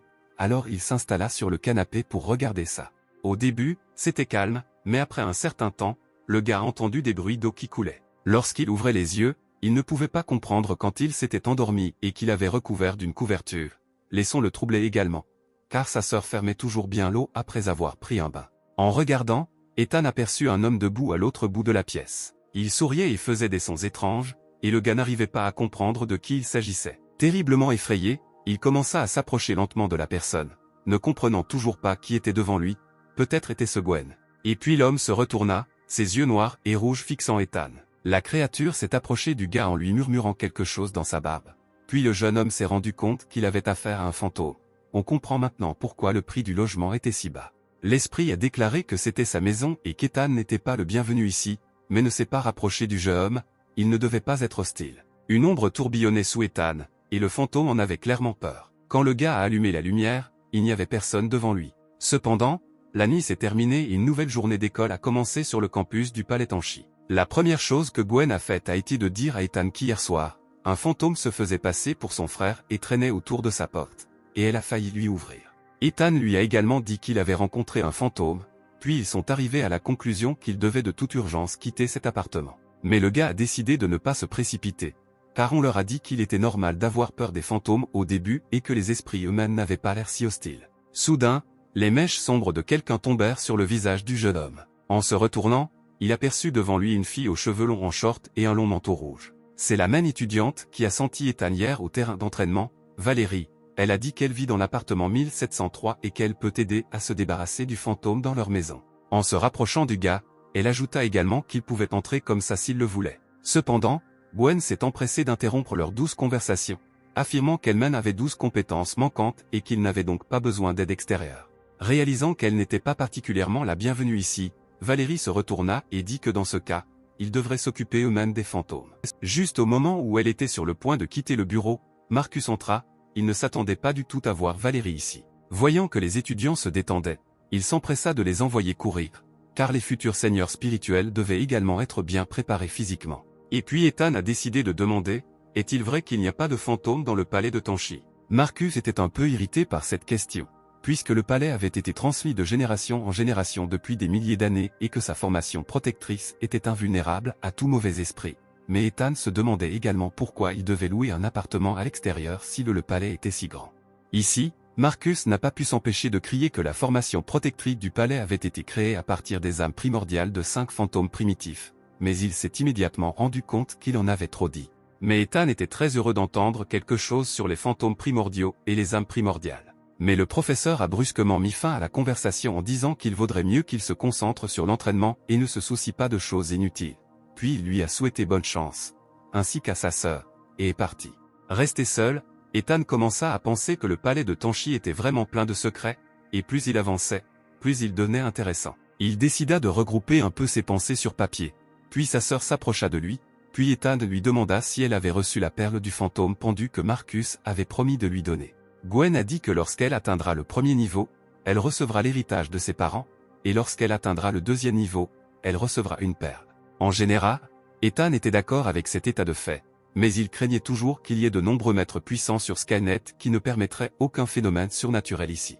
Et pourtant, personne n'a résolu le problème de l'appartement 1701. Mais Ethan était déterminé à le découvrir par lui-même ce soir. Pendant ce temps, la fille fantôme aux cheveux noirs griffonnait sur les murs et le sol de sa chambre, continuant à répéter une phrase, « Sortez de la maison ». Quand minuit arriva, Ethan réalisa que le moment était venu, le fantôme était là. Une fille pâle et brune vêtue d'une robe blanche se déplaçait maladroitement à travers la maison, se dirigeant vers la chambre du gars, essayant visiblement de se faire passer pour Gwen. Elle se dirigea prudemment vers la porte et appela Ethan. Le jeune homme lui ouvrit la porte et fit semblant de croire que c'était sa vraie sœur. Il lui demanda si elle voulait manger.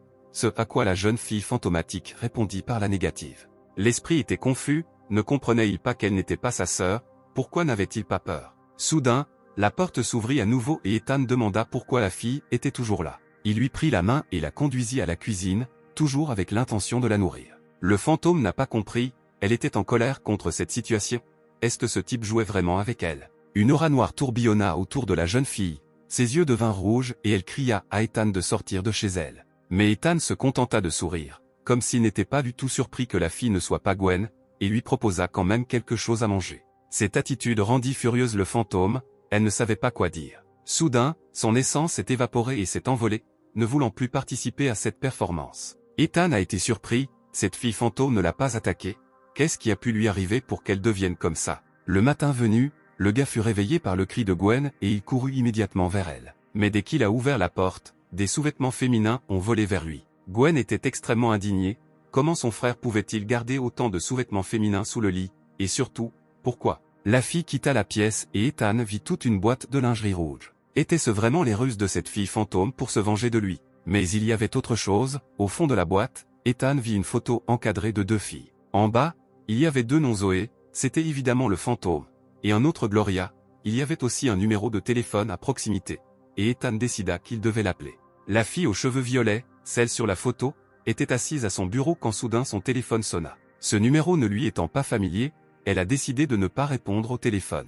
Puis elle a reçu un message d'Ethan lui disant qu'il avait rencontré Zoé et qu'il aimerait en parler. Gloria était choquée, elle ne comprenait pas ce qui se passait, mais le gars lui expliqua qu'il avait rencontré le fantôme de Zoé dans l'appartement 1700 et qu'il aimerait savoir ce qui lui était arrivé. La femme était horrifiée, elle n'arrivait pas à croire que le fantôme de Zoé vivait réellement dans cet appartement, puis elle a décidé d'appeler Ethan par vidéo. Elle a dit que s'il ne plaisantait vraiment pas, il pourrait essayer d'aider Zoé à trouver la paix, et plus tard, elle lui donnerait une perle d'âme de niveau rouge. Et même si Ethan voulait mettre la main sur cette perle, il voulait quand même vraiment résoudre la situation avec Zoé.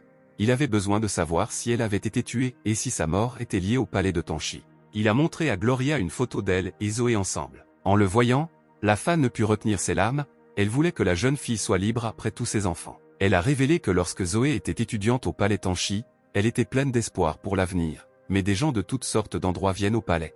Et bientôt elle a été remarquée par plusieurs étudiants riches, et un jour, ils l'ont maltraitée. Zoé ne voulait pas être humiliée, alors elle les a dénoncés en ligne, et bientôt tout le monde était au courant de la situation. Sans aucun doute, les scélérats ont été punis, mais la mesure la plus extrême dans le palais de Tanchi était la simple expulsion. Mais Zoé elle-même n'a rien gagné à cette situation, au contraire, ses agresseurs avaient beaucoup plus de pouvoir en dehors du palais. En fin de compte, ils ont tué Zoé, puis elle est devenue un fantôme errant, et le palais de Tanchi n'a fait aucun commentaire sur cette situation. Gloria a déclaré que même en tant que directrice de l'association, elle ne pouvait pas aider la jeune fille à trouver la paix. Par conséquent, si Ethan voulait vraiment l'aider, il devait faire de gros efforts et ne pas se lancer lui-même dans quelque chose de terrible. Cela a mis fin à leur conversation et l'ombre a de nouveau envoyé un message à Ethan, disant que les gens ont peur des fantômes et que les fantômes savent que les gens sont venimeux. La dépravation du cœur d'une personne est pire que celle de n'importe qui, mais cela n'a rien à voir avec Ethan, car il choisirait le moyen le plus simple de tuer le fantôme de Zoé et de lui permettre de se reposer en échange de la perle rouge de l'âme. Ethan savait qu'il pouvait facilement gérer cet esprit. Cependant, il ne comprenait pas pourquoi tout le monde croyait que la mort était le seul moyen de la mettre au repos, car s'il choisissait cette méthode, en quoi serait-il différent du perdant qu'il était dans sa vie antérieure? Il décida qu'il utiliserait son pouvoir et ses méthodes pour permettre à Zoé de trouver la vraie paix. Quelque temps plus tard, Ethan est allé faire une promenade nocturne dans la gare routière, et pendant ce temps, les phénomènes surnaturels dans Skynet City s'aggravaient de jour en jour, et maintenant le palais Tanchi a décidé d'intervenir. Afin de découvrir des incidents surnaturels et d'améliorer l'expérience pratique des étudiants dans la lutte contre les fantômes, différentes tâches ont été confiées quotidiennement. Finalement, Ethan est arrivé à destination de l'un d'eux, c'était le bus 444, et il était hanté. À l'intérieur, c'était comme si les gens chuchotaient et que des fantômes pleuraient, tout disait qu'il était venu. Ethan l'a compris aussi, et à ce moment-là, il sentit quelqu'un s'approcher de lui par derrière. C'était un jeune homme blond, il avançait son bouclier, ne comprenant pas ce que ce type faisait ici. Ethan agita amicalement la main, disant qu'apparemment ils avaient tous les deux une mission dans le bus 444, ce à quoi le jeune homme sourit méchamment, pensant probablement qu'il s'agissait d'un étudiant de première année ordinaire. Ethan a dit qu'il y avait un fantôme de niveau vert vivant ici, et si vous vous en occupez, vous pouvez obtenir une perle verte. Le jeune homme s'approcha de lui et lui demanda de suivre ses instructions sans poser de questions, et Ethan accepta volontiers. Le gars a déclaré qu'il était un seigneur spirituel de niveau 2, donc il prendrait soin de lui si quelque chose arrivait. En fait, il pensait qu'en cas de danger, il utiliserait simplement le garçon aux cheveux bleus colcher à canon. Le jeune homme s'est présenté comme étant Neil, déclarant que si Ethan était vraiment un étudiant en 2e année, alors il devrait savoir ce que ce nom signifiait. Et Ethan savait exactement ce que cela signifiait. Les gars sont montés dans le bus et le jeune homme a payé le trajet en disant qu'il ne lui restait plus qu'une grosse facture. Le chauffeur a répondu qu'il changerait de l'argent pour lui, puis du papier, de l'argent d'un autre monde, et tombé du toit. Ethan en attrapa un au doigt et remercia le chauffeur. Mais Neil était choqué par son calme, car lui-même était déjà prêt à invoquer des armes spirituelles. Soudain, l'homme a entendu des bruits à l'extérieur du bus et a décidé de regarder par la fenêtre. Une femme fantomatique est entrée dans le but suivant, tout le transport était littéralement entouré d'esprits. Neil a couru vers Ethan, horrifié, l'informant qu'il y avait un autre bus 444 à proximité, et qu'il n'y avait qu'une bande de fantômes. Mais le gars n'a pas compris. Le plus âgé voyait-il vraiment double? Cependant, Neil savait qu'il devait descendre au prochain arrêt et détruire directement la voiture. Pendant ce temps, le bus a commencé à avancer et a parcouru une certaine distance. Neil a dit au conducteur de ralentir alors qu'il était sur le point de sortir. Mais dès que le transport s'est arrêté, des fantômes se sont immédiatement précipités par les portes ouvertes. Ils bloquèrent le chemin de Neil, murmurant quelque chose qui leur était propre. Les esprits entouraient le gars, et il n'avait aucun moyen de descendre du bus, et pendant ce temps, le chauffeur avait déjà fermé les portes. Un instant plus tard, tout le bus était rempli de fantômes, ils encerclaient Neil, qui retenait à peine ses cris d'horreur. Le jeune homme était en colère, il ne pouvait pas sortir d'ici, ça devenait de plus en plus dangereux à l'intérieur, mais ce garçon aux cheveux bleus n'a même pas haussé un sourcil. Pendant ce temps, un esprit qui démangeait constamment s'est assis à côté d'Ethan, et le gars, invoquant une sorte d'allergie, a demandé aux passagers d'un autre monde de s'asseoir avec son amie blonde. Le fantôme se leva docilement et se dirigea vers Neil, et il était perplexe, ce garçon pouvait-il vraiment communiquer avec eux? Bientôt, le Neil fut entouré dans toutes les directions par une variété de fantômes. L'ombre d'Ethan avait encore un message pour lui, il disait que son copain spécial descendrait au prochain arrêt, ce qui signifiait qu'il avait une dernière chance. Soudain, le bus est tombé en panne d'essence et le chauffeur est sorti pour faire le plein. La panique commença à l'intérieur du salon, les fantômes criaient et pleuraient, ne comprenant pas pourquoi ils restaient immobiles. Neil était au bord de l'hystérie, il ne comprenait pas comment cette tache ne pouvait avoir qu'un niveau vert, car elle était définitivement rouge. Ethan s'est également rendu compte que Tanchi Palace avait complètement sous-estimé la gravité du bus 444, et d'après son apparence, le véritable fantôme ici était le conducteur. Neil s'est rendu compte qu'il n'avait pas d'autre choix que d'utiliser son partenaire à la tête épaisse pour sortir d'ici, alors il l'a invité à tuer les fantômes ensemble et à sortir. Ethan accepta, souriant sournoisement à l'homme plus âgé. D'un seul mouvement, le gars a invoqué son arme spirituelle et les fantômes se sont immédiatement précipités vers lui. Le blond pensait que ce garçon était définitivement très stupide, puisqu'il avait décidé d'utiliser une arme alors qu'il se tenait au milieu d'une foule d'esprits, et avait essayé de descendre lui-même tranquillement du bus. Cependant, d'autres fantômes lui bloquèrent le chemin. Il savait qu'il devait immédiatement libérer sa compétence, Blood Rush, qui cachait son énergie, puis s'échapper rapidement. Il n'avait que 10 secondes et il devait sortir d'ici pendant que cet idiot distrayait les fantômes. Mais soudain, un éclair de lumière lui traversa le dos. Bientôt, Ethan émergea du brouillard, et Neil était incroyablement ennuyé comment ce gamin ose-t-il l'attaquer. Et puis Ethan a décidé de lui demander s'il se souvenait de qui était Zoé. Neil s'est souvenu, c'est la fille à cause de laquelle il a été suspendu du palais de Tanchi pendant 2 ans. Il réalisa que le garçon était venu pour se venger, mais il n'allait pas abandonner si facilement. Le blond se précipita sur le jeune en balançant son bouclier de toutes ses forces. Mais au moment de l'impact, Ethan a rapidement tiré le fantôme qui se tenait derrière lui par le col et s'est protégé du bouclier. L'instant suivant, le gars a sorti son poignard et était sur le point de frapper Neil, mais il avait une compétence spéciale, bronze teint. Ethan s'est rendu compte qu'avec des compétences aussi maigres, il ne vaincrait jamais le fantôme de bronze, et il a simplement acheté cette perle d'âme. Les enfants de gens riches croient que l'argent peut tout acheter, même la vie humaine, et ses pensées ont mis le gars très en colère, alors il a repoussé Neil dans le bus de toutes ses forces. La blonde ne comprenait pas pourquoi le pouvoir de ce type était si variable. Mais Ethan lui a conseillé de ne pas perdre de temps avec des pensées inutiles, car ses compétences expiraient bientôt et on ne savait pas si Neil serait capable de vivre jusqu'à ce moment-là. Le jeune homme savait qu'il devrait utiliser la peau de bronze pour repousser ces créatures, mais cela ne l'aiderait probablement pas beaucoup. Puis Neil hurla, suppliant Ethan de l'aider, il lui promit n'importe quoi en échange de son salut. Mais Oé lui a aussi demandé grâce, n'est-ce pas? Mais Neil ne se souciait pas de cette fille, il ne se souciait pas du tout d'elle. Il croyait que sa mort ne signifiait rien, et en réponse à cela, Ethan a chassé ce salaud.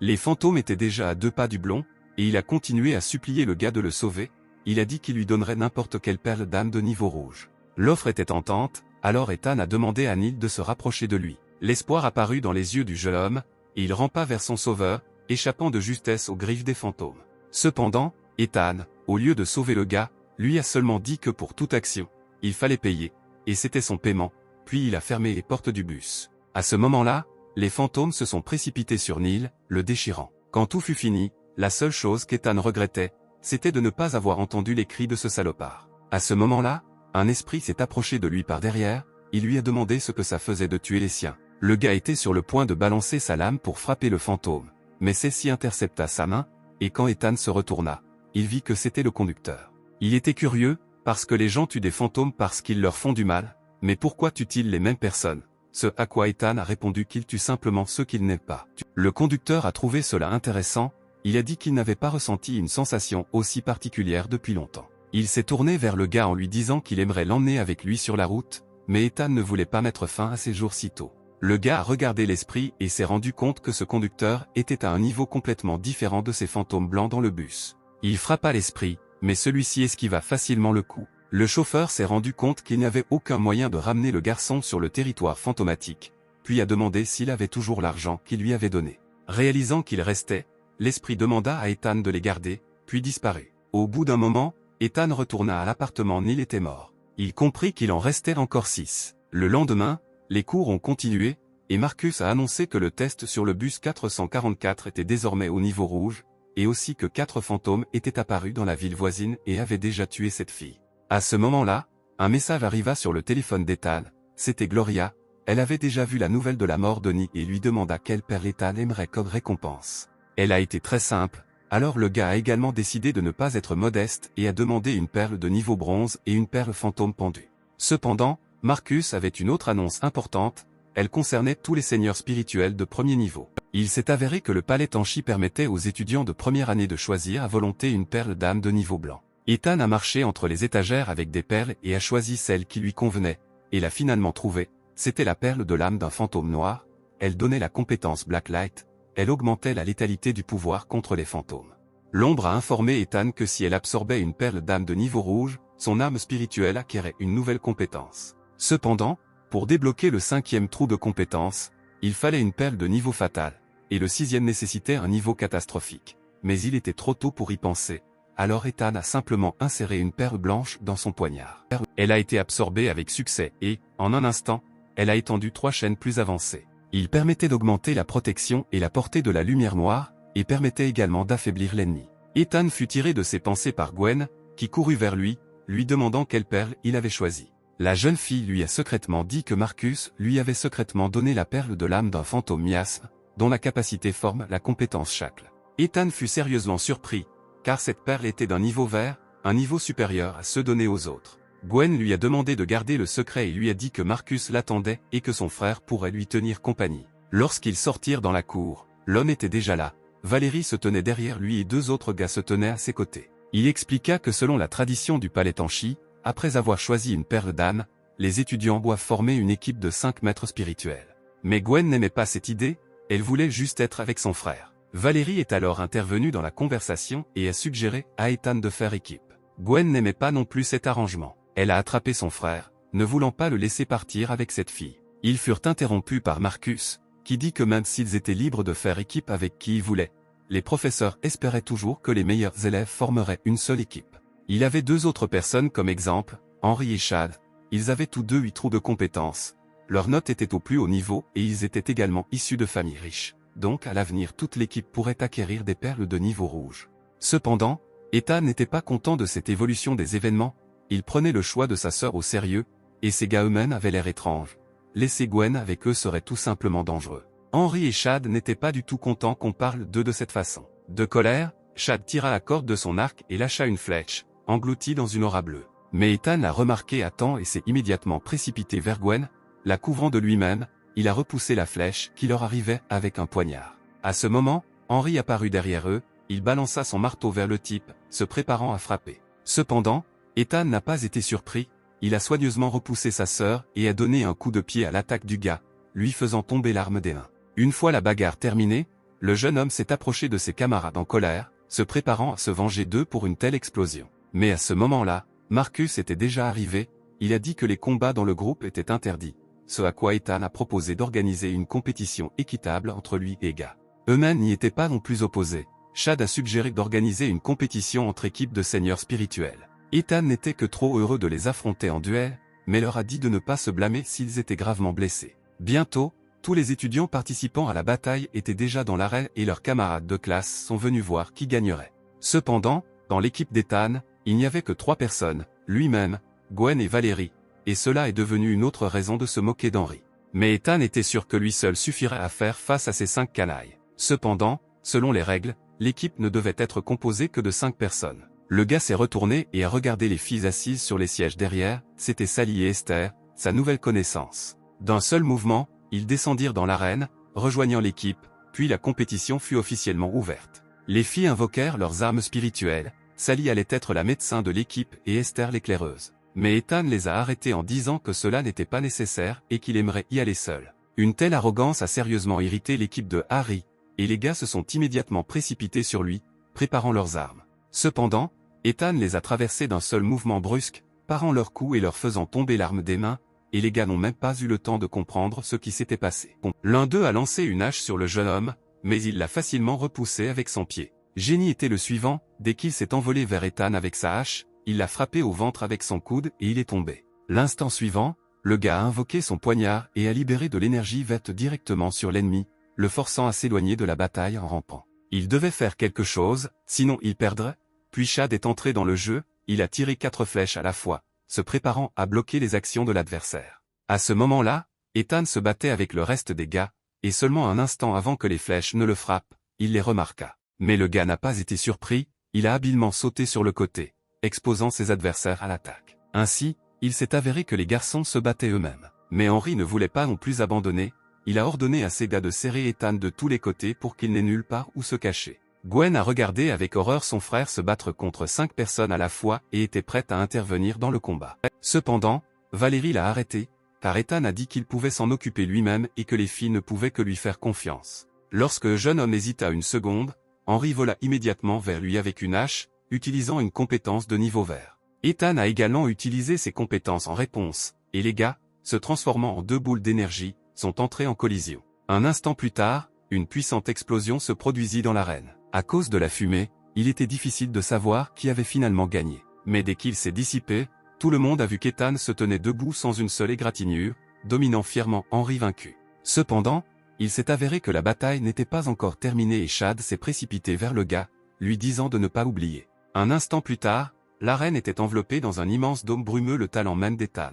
Chad se tenait entouré de nuages impénétrables, il a encouragé le gars à devenir enfin un homme et à mener un combat loyal. Mais avant qu'il ait pu finir de parler, Ethan était derrière lui, tenant un poignard sous sa gorge. Lorsque la fumée s'est dissipée, les 5 membres de l'équipe d'Henry ont été vaincus. Cependant, Ethan trouvait ce combat assez ennuyeux. Marcus n'en croyait pas ses yeux, se pourrait-il que le même gars qu'il pensait insignifiant ait vaincu à lui seul 5 étudiants forts. À ce moment-là, un homme aux longs cheveux noirs et aux vêtements gris s'est approché de lui et lui a demandé dans quelle classe ce garçon étudiait.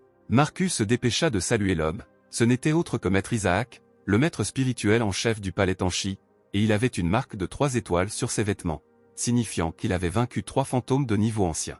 Isaac a déclaré que récemment, un fantôme est apparu sur Skynet et qu'il est revenu pour s'en occuper. Puis il a pointé du doigt le jeune aux cheveux bleus, lui demandant qui il était. Marcus a expliqué qu'il s'agit du fils adoptif de William, il est entré à l'école cette année. Le maître n'arrivait pas à croire que c'était Ethan, il avait grandi si vite. Bientôt, le jeune homme lui-même attira l'attention sur l'homme qui se tenait à côté de son professeur. Littéralement un instant plus tard, Isaac était juste devant Ethan, le faisant chanceler de surprise. Il s'est présenté nommément en disant qu'il était un vieil ami de son père. Il a également déclaré que William connaissait le secret de la vie du gars, et Ethan a été surpris par de tels mots, il ne comprenait pas de quel secret il parlait. Isaac a invité le garçon à un duel dans lequel tout ce qu'il avait à faire était de toucher les vêtements du maître, puis il lui révélerait ce secret. Et Ethan n'avait d'autre choix que d'accepter. Car il en savait trop peu sur le propriétaire du corps, et cette information lui serait extrêmement utile. Ethan savait que cet homme était très fort et que même s'il utilisait une seule main, il ne pourrait peut-être pas le vaincre. Mais la tâche était très simple, il suffisait de toucher les vêtements, puis le gars se précipitait en avant, tendant la main vers les vêtements de l'homme. Cependant, son doigt semblait s'arrêter à 1 millimètre du tissu. Un instant plus tard, l'homme a agité la main et Ethan a été immédiatement rejeté au sol. Il sentit le puissant pouvoir spirituel d'Isaac et réalisa qu'un coup au front ne fonctionnerait pas ici. Il devait trouver un autre moyen. Ensuite, le gars a de nouveau invoqué des nuages de brouillard, comme il l'avait fait auparavant, et a décidé d'attaquer le maître par derrière.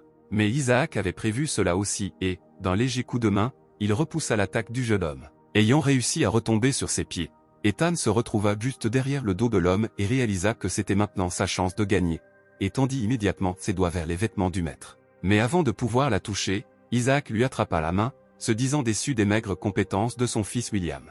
Ethan ne comprenait pas pourquoi cet homme était si fort, il n'arrivait pas à se libérer de son emprise. L'instant d'après, le maître a jeté le gars avec force, le forçant à tomber au sol avec un rugissement. Gwen était terrifiée, elle avait peur que quelque chose soit arrivé à son frère. Elle a immédiatement couru vers lui, essayant de le ramener à la conscience, mais le jeune homme n'a pas réagi du tout. Maître Isaac s'approcha d'eux, il voulait examiner Ethan, et bien que la jeune fille fût terrifiée par cet homme, elle lui permit d'examiner son frère.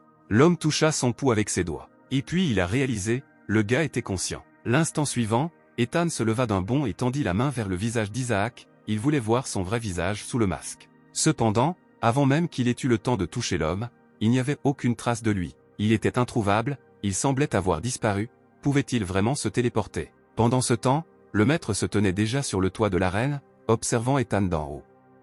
C'était la première fois que quelqu'un le forçait à utiliser ses capacités de cette manière, car les pensées de ce type étaient difficiles à prédire. Marcus est arrivé à temps chez les gars, il a dit à Ethan de ne plus oser refaire de tels tours avec Isaac, mais le maître avait bon cœur, donc cette fois il s'en tirerait. Et pourtant, au départ, tout le monde s'est réuni ici pour le plaisir du duel, qui était déjà terminé, et l'équipe de seigneurs spirituels d'Ethan l'a gagné. Marcus a conseillé au gars de s'entraîner davantage, et le gars s'est empressé de lui assurer qu'avant de se rendre dans la ville fantomatique de Tsan, il perfectionnera leur travail d'équipe à la perfection. Le soir, allongé dans son lit, Ethan pensait à quel point Tanchi était fort aux yeux du palais, et qu'à l'avenir il pourrait être confronté à la même situation désespérée qu'aujourd'hui. Il comprit que s'il voulait venger Zoé, il devait devenir plus fort. Soudain, un bracelet est apparu de nulle part à ses doigts. En regardant autour de lui, le gars a vu Isaac debout à sa fenêtre, et il a été surpris. Comment a-t-il pu entrer ici et pourquoi lui a-t-il donné ce bracelet? L'homme a répondu que lors de ce test, les gens réfléchissaient généralement à la façon de toucher ses vêtements. Mais Ethan voulait faire tomber le masque, sa pensée était différente de celle des autres et l'homme a admis qu'il avait de grands espoirs pour lui. Il a dit que son père, William, était un héros. Une fois qu'il a lu son journal, il a sacrifié sa vie pour sceller le fantôme de Fangmen et sauver la ville entière de la destruction. Son dernier souhait était de rentrer chez lui au moins pour un moment, alors Isaac espérait qu'en visitant cette ville fantôme de Fangmen, Ethan pourrait réaliser le souhait de son père. Ethan s'est immédiatement rendu compte qu'il irait en ville à tout prix. Puis le maître lui a demandé de mettre le bracelet qu'il lui avait donné, et le gars a pensé que même s'il ne savait pas tout, il pourrait profiter de cette opportunité pour entrer les profondeurs d'une ville fantôme. Quand Ethan a mis le bracelet, il a demandé à quoi il servait, mais le maître a répondu qu'il n'avait pas besoin de savoir certaines choses, et a également ajouté qu'il resterait à Scanet pendant 3 semaines, mais le gars devait emballer ses affaires donc que demain il l'emmènerait dans la ville fantomatique de Tsang. Ethan s'est immédiatement précipité vers son sac, car dans la ville de Tsan, il lui serait beaucoup plus facile d'obtenir les perles de l'âme désirée, et il lui serait alors beaucoup plus facile de venger Oé le moment venu. Mais Isaac l'a arrêté, disant qu'avant cela, il devait aller ailleurs, puisque le palais lui avait demandé de s'occuper d'un fantôme local. Le mot de passe de cet esprit était Phantom Driver. Pendant ce temps, des fantômes se rassemblaient déjà près de ce même bus numéro 444. Le chauffeur leur fit signe de prendre rapidement place. Mais dès qu'il regarda par la fenêtre quelques instants plus tard, il vit que les esprits avaient été déchirés par quelque chose, et il réalisa que le palais Tanchi avait envoyé après lui le chef du palais du milieu, le seigneur des esprits. Du 8e niveau, qui n'a que 3 trous pour les compétences, et pourtant il a réussi à supprimer 3 fantômes. Isaac ne s'attendait pas à ce que le chauffeur se retrouve dans Skynet comme ça, apparemment le palais de Tanchi est vraiment sous-estimé. Pendant ce temps, Ethan regardait depuis les buissons, avant de venir ici, le maître a mentionné 7 niveaux de fantômes, blanc, vert, rouge, maléfique, désastre, catastrophe et ancien, et sans aucun doute, l'aura de ce conducteur a révélé qu'il était d'un niveau ancien. Le fantôme commençait déjà à perdre patience, ses yeux brillaient en vert et des marques noires apparaissaient sur son corps. Il criait qu'il n'y avait personne au monde qui pouvait l'arrêter. Il s'est moqué d'Isaac, déclarant qu'à l'avenir ce monde serait gouverné par des esprits, et a conduit son bus à toute vitesse droit vers l'homme. Cependant, le maître a sauté directement sur le toit du bus d'un seul mouvement facile. Il avait intention de corriger la pensée absurde de cet esprit. L'instant d'après, tout l'espace sous les pieds d'Isaac s'est transformé en un tas de débris de pierre, mais le bus n'était plus là. Ethan a décidé de reculer un peu pour ne pas être touché par l'onde de choc, et à ce moment-là il a essayé de comprendre quelle capacité utilisait le conducteur fantôme. La tâche de s'occuper de ce fantôme était un peu gênante pour Isaac, il leva la main et invoqua une grosse cloche. L'instrument apparaissait au-dessus de la tête de l'homme, il était entouré de petits portails d'où l'on entendait des ondes sonores. Le maître entendait le moindre bruissement d'herbe, il se concentrait. Un instant plus tard, le conducteur est apparu au-dessus de lui, son corps semblait déchiré en morceaux. Puis Isaac s'est rendu compte que même si l'esprit pouvait voyager à travers le temps, si l'espace était gelé, il en serait alors forcé de sortir. Dès que le fantôme fut au sol, le maître tendit vers lui sa main chargée d'aura, le forçant à s'arrêter. Mais le conducteur est devenu encore plus furieux, ses vêtements ont commencé à se défaire au niveau des coutures et Isaac a été rejeté par l'onde de choc. L'esprit a atteint le sommet de l'ancien et s'est débarrassé de ses chaînes. Un instant plus tard, un bus est apparu comme sorti de nulle part, se précipitant droit vers l'homme. Cependant, le capitaine a arrêté la voiture d'un seul mouvement de la main, la déchirant en deux. Et l'esprit, entre-temps, a disparu. Voulait-il vraiment s'enfuir à nouveau sur Skynet? Isaac se précipita après lui, laissant les fantômes du bus sur Ethan. Et le gars lui-même ne comprenait toujours pas ce qui s'était passé. Comment le bus a-t-il pu se retrouver dans un tel état en un clin d'œil?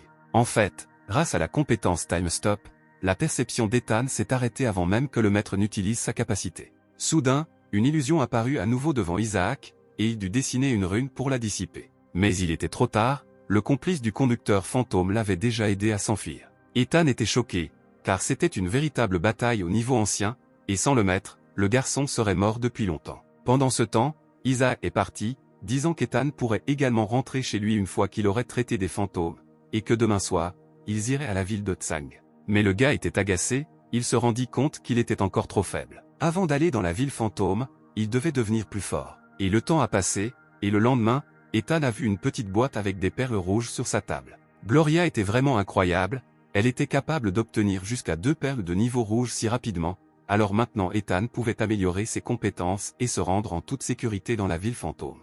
À ce moment-là, un message est apparu à nouveau devant lui, l'ombre lui a demandé de lui donner à manger la perle du fantôme pendu, puis le gars aurait un autre trou pour la compétence, ainsi que la compétence manie, et Ethan a décidé que ce serait la meilleure solution.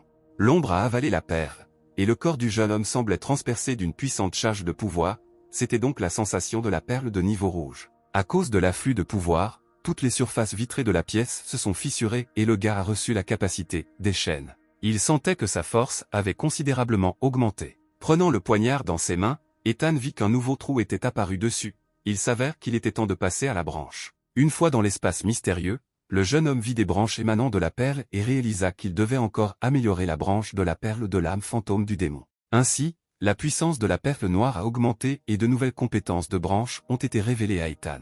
Il s'agissait de Iron Armor, Elfir et Gemini, qui étaient d'assez bonne capacité. Désormais, même un maître spirituel de 2e niveau n'était pas à la hauteur d'Ethan.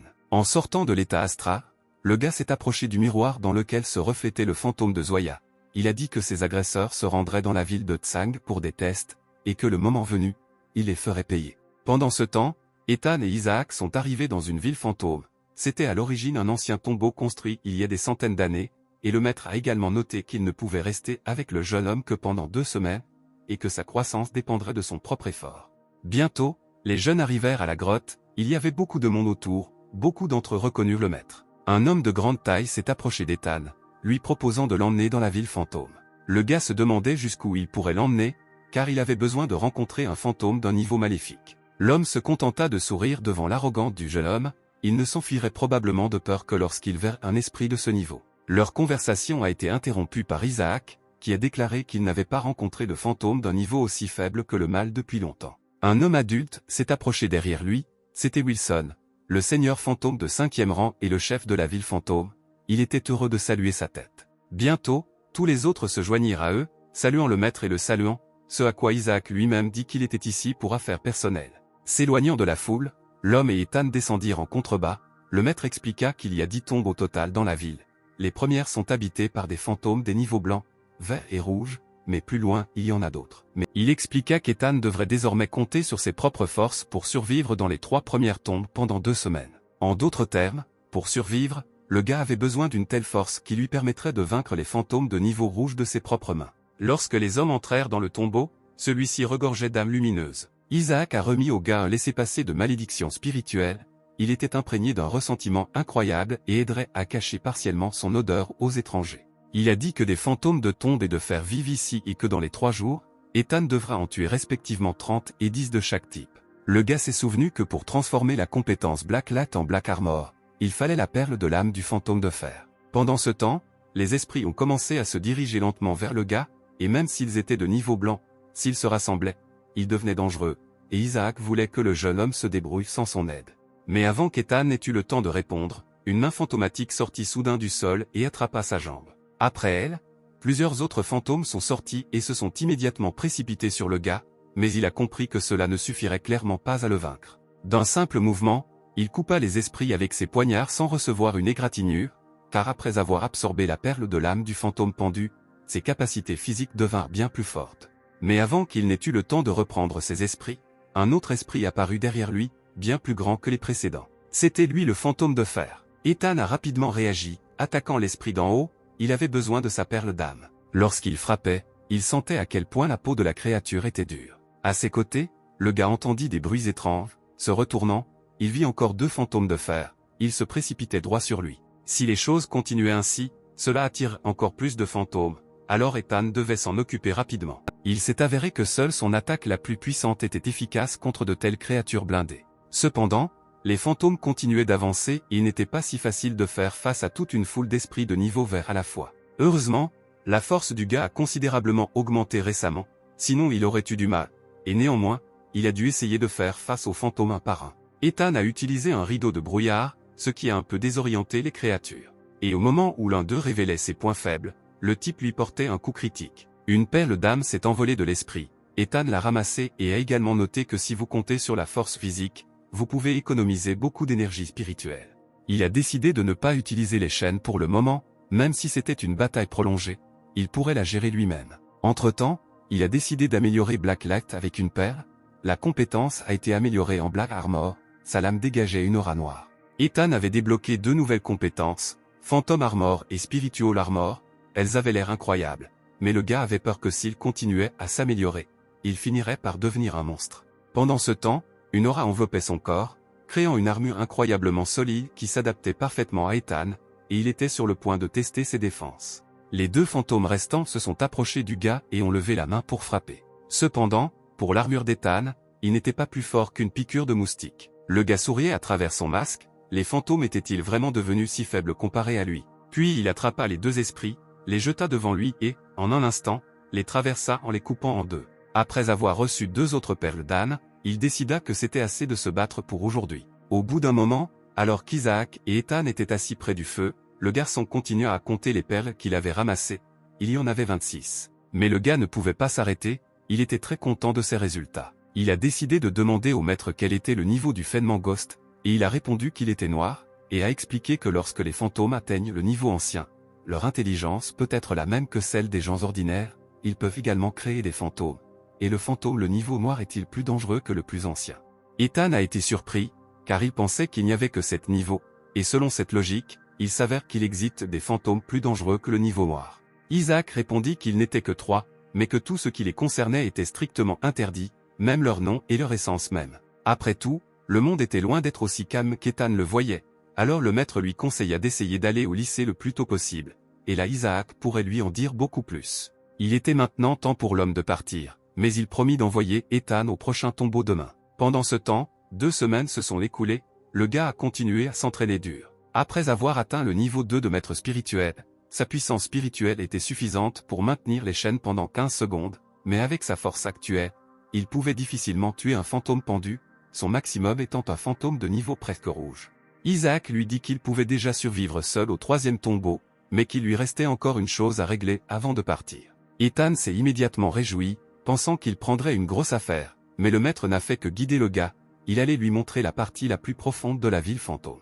Bientôt, ils arrivèrent au septième tombeau, le fantôme de Tsang était là, juste devant la porte. Isaac a demandé au gars d'être extrêmement prudent, car cet endroit était très dangereux. Et Ethan sentait à quel point l'atmosphère ici était forte et sombre, cela affecterait certainement son esprit s'il le laissait partir, car il y avait ici un fantôme bien plus puissant que ce conducteur. Soudain, le gars semblait être transpercé par des cordes d'une aura inquiétante, des voix dans sa tête n'arrêtaient pas de lui dire « Tue-le, tue-le ». Lorsqu'il ne put plus résister à la force qui conquérait sa volonté, il attrapa un poignard et se précipita sur Isaac. Mais le maître arrêta Ethan d'un mouvement habile, surpris de la facilité avec laquelle le fantôme de l'amour maîtrisait son esprit et réalisa que le gars devait s'entraîner plus dur. Alors que le jeune homme était déjà allongé par terre, l'homme a sonné. Cela frappait la tête d'Ethan à un certain rythme. Quand le gars ouvrit les yeux, il se trouvait déjà dans un endroit inconnu, cela ressemblait au palais de Tanchi. Un inconnu se tenait devant lui, mais il ne semblait pas du tout remarquer le jeune homme et il ne pouvait pas comprendre ce qui se passait. Et puis un grand homme adulte a fait irruption dans la pièce, il a crié à l'étranger, disant qu'il était le meilleur élève du palais, et qu'il faisait maintenant des recherches sur les fantômes. Il était très en colère, à quoi pensait ce type? Mais l'étranger a répondu qu'après la mort de son deuxième mentor, il avait réalisé que la vie humaine avait des limites, mais il voulait vaincre la mort et devenir comme un fantôme, immortel. L'homme s'est précipité sur lui, dispersant toutes les affaires de l'étranger, criant que les fantômes étaient déjà morts, puis a ordonné la confiscation de toutes ses affaires. Le prochain souvenir qu'Ethan a vu était la façon dont l'étranger priait devant le portrait du défunt, cet homme très grand, il a juré que lui, Tsang, ne répéterait plus jamais la même erreur, il veut briser les limites de la vie et la mort et devenir un être éternel. Il s'est exclamé que c'était sa voix. Littéralement un instant plus tard, l'homme s'est retourné et, voyant Ethan, s'est précipité sur lui en criant que personne n'osait l'arrêter. À ce moment-là, le gars s'est réveillé. La cloche tournait toujours au-dessus de lui, mais il ne comprenait pas de quel genre de rêve il s'agissait. Isaac attendait qu'il se réveille, il a dit que le gars était influencé par l'aura d'un fantôme d'amour et il a soudainement perdu la tête, mais l'homme avait déjà décapité l'esprit. Il a donné au jeune homme sa perle de l'âme et lui a dit qu'il était temps pour eux de passer à autre chose. Bientôt, ils arrivèrent à un grand temple. Les portes s'ouvraient devant eux, permettant aux hommes de passer au tombeau. Dans ce cercueil se trouvait le fantôme de Tsang, le même qu'Ethan avait vu partout dans la cour de Tanchi. Soudain, un serpent fantomatique se précipita hors du tombeau vers Isaac. Mais l'homme l'a immédiatement arrêté, lui scellant le dos. Il a dit sévèrement que tant que le palais Tanchi existerait, Bostkan ne pourrait pas sortir de ce cercueil. Il y mit un sceau, cela était censé durer encore 3 ans, mais Ethan se demanda pourquoi ne pas simplement tuer ce fantôme, car de cette façon, il ne ferait de mal à personne. Mais Isaac a dit que Ghost Tsang est spécial et que le gars en saura plus dès qu'il entrera dans la branche centrale. Au total, il y avait 4 succursales dans le palais Tanchi, sud, est, ouest et nord. Chaque année, le palais organise un concours entre les 4 branches, et seuls les étudiants qui remportent le concours sont éligibles pour entrer dans la branche centrale. Et si Ethan peut le faire, alors il saura tout. À ce stade, les hommes ont été obligés de se dire au revoir, Ethan a dit qu'il resterait ici et attendrait sa sœur et les autres. Finalement, le maître lui recommanda de s'entraîner encore plus afin de devenir le plus rapidement possible un seigneur spirituel de niveau 3 et d'arriver à la branche centrale plus tôt que prévu. Dès qu'Isaac est parti, le gars s'est rendu compte que tous les autres étudiants seraient là et qu'il devait se préparer à se venger. Il sortit de sa poche des photographies d'hommes, c'étaient les assassins de Zoya, qui n'avaient toujours pas répondu de leurs actes. Pendant ce temps, les étudiants, sous la direction de Marcus, installaient des tentes au milieu d'une clairière. 4 filles, Gwen, Sally, Valérie et Esther approchaient du camp, la sœur d'Ethan a rassuré Sally en lui disant qu'il n'y aurait rien d'effrayant dans la première tombe, seulement des fantômes de fer. Mais la jeune fille elle-même a compris qu'elle ne le connaissait que grâce à son frère. Les professeurs n'avaient pas dit un mot sur ces fantômes plus tôt, et si maintenant ils voulaient leur demander ce qui les attendait ensuite, ils ne pourraient pas répondre, parce que les étudiants étaient en pleine nature. Esther a déclaré qu'elle n'avait détecté aucune énergie négative à proximité, il n'y avait donc certainement aucun fantôme dans un rayon de 10 mètres. Les filles étaient sur le point d'installer leur tente ici lorsqu'elles se rendirent compte que Valérie avait disparu. À ce moment, un jeune homme s'approcha d'eux, c'était Karl, un étudiant de 2e année, un seigneur spirituel de 2e niveau, l'un des agresseurs de Zoya. Il fut surpris de voir plusieurs filles dans un tel endroit à la fois et leur proposa de l'aider. Sally était sur le point d'accepter, mais Gwen la fit reculer, disant à Karl qu'ils pouvaient s'en occuper eux-mêmes. Et Karl, pendant ce temps, réfléchissait, il a demandé à son ami de mener une enquête, et il s'est avéré qu'il y avait jusqu'à 4 filles dans cette équipe, chacune étant belle, donc le prochain test promettait d'être très amusant. L'homme n'a pas abandonné, arguant que les aînés devraient aider les plus jeunes. À ce moment-là, Ethan s'est approché de lui, étant soudainement apparu ici, il a ri d'un désir ciselé d'aider les filles, mais a quand même donné le feu vert à Carl pour aider à monter les tentes. Gwen ne comprenait pas pourquoi son frère avait mis si longtemps à répondre à ses messages, ce à quoi Ethan lui a suggéré de s'éloigner. Il voulait dire quelque chose aux filles. Le gars regarda Carl avec incrédulité, car il venait de publier la nouvelle sur le forum de l'école et ne s'attendait pas à ce qu'il devienne accro si tôt. Après avoir parcouru une distance suffisante, Ethan a dit que demain il devrait se rendre au 3e tombeau, car la qualité des perles y est bien meilleure, et ce sera une excellente occasion de renforcer toute l'équipe.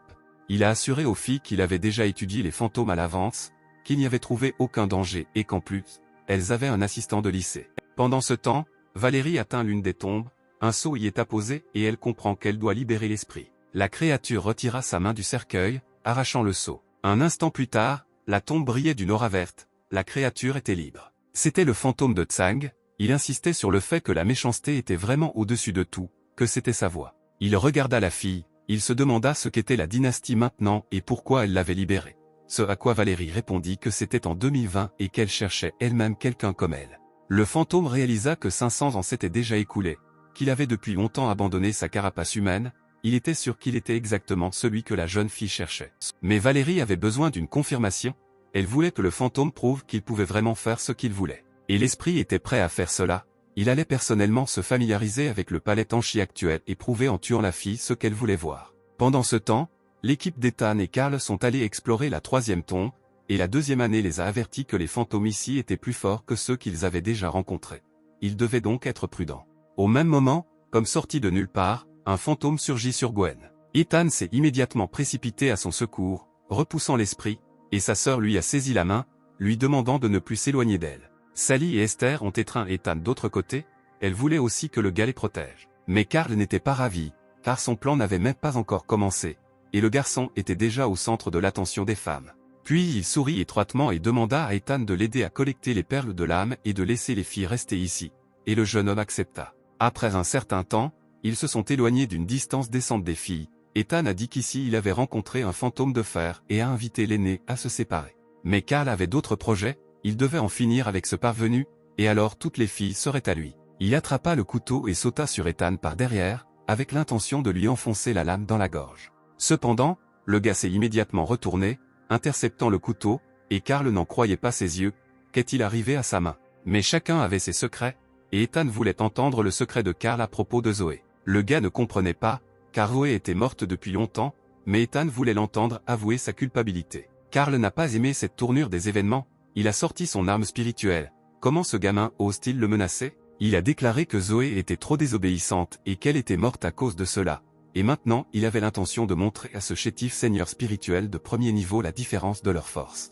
À ce moment-là, Ethan fut envahi par une aura sombre et il enfila à nouveau l'armure noire. Tandis que Carl le regardait sans en croire ses yeux, le jeune homme accourut près de lui. L'instant d'après, il a cogné la tête du scélérat contre le sol. Bientôt, l'armure tomba et il continua à frapper le tueur avec ses poings. Lorsque Carl ne pouvait même plus se tenir debout, il a supplié Ethan de l'épargner, il a même promis de laisser les filles de son équipe à sa disposition pendant un moment. Pour une offre aussi incroyablement généreuse, il reçut un autre coup de poing, Ethan était sûr qu'une telle inutilité comme lui ne méritait pas de vivre dans ce monde. Puis Carl a commencé à demander de l'aide au gars, il l'a supplié de ne pas le tuer. Mais Ethan n'allait pas se salir les mains, car il avait déjà trouvé un bourreau approprié pour ce type. Un instant plus tard, le fantôme sauta du sol et se précipita instantanément sur Carl. C'était un fantôme pendu, il serra la gorge du gars avec sa longue langue, l'empêchant de respirer. Après quelques instants, la créature avala complètement Carl, claquant de contentement. Mais la créature n'a pas eu à se réjouir longtemps.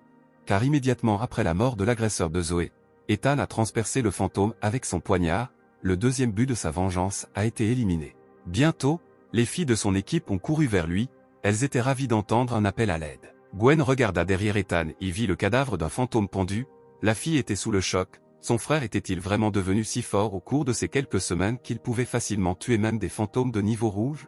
Mais Ethan ne l'a pas montré, demandant plutôt comment allaient les autres camarades de Carl, ce à quoi la sœur a répondu qu'il les avait attachés et donnés à un troupeau de fantômes graves. Prenant le sac de perles, le gars réalisa qu'il était temps de revenir, et que cette réserve devrait suffire pour un certain temps. Soudain, l'ombre a de nouveau transmis un message à Ethan. Elle disait que le garçon ne soupçonnait même plus l'horreur à venir. Qu'est-ce que cela pourrait signifier?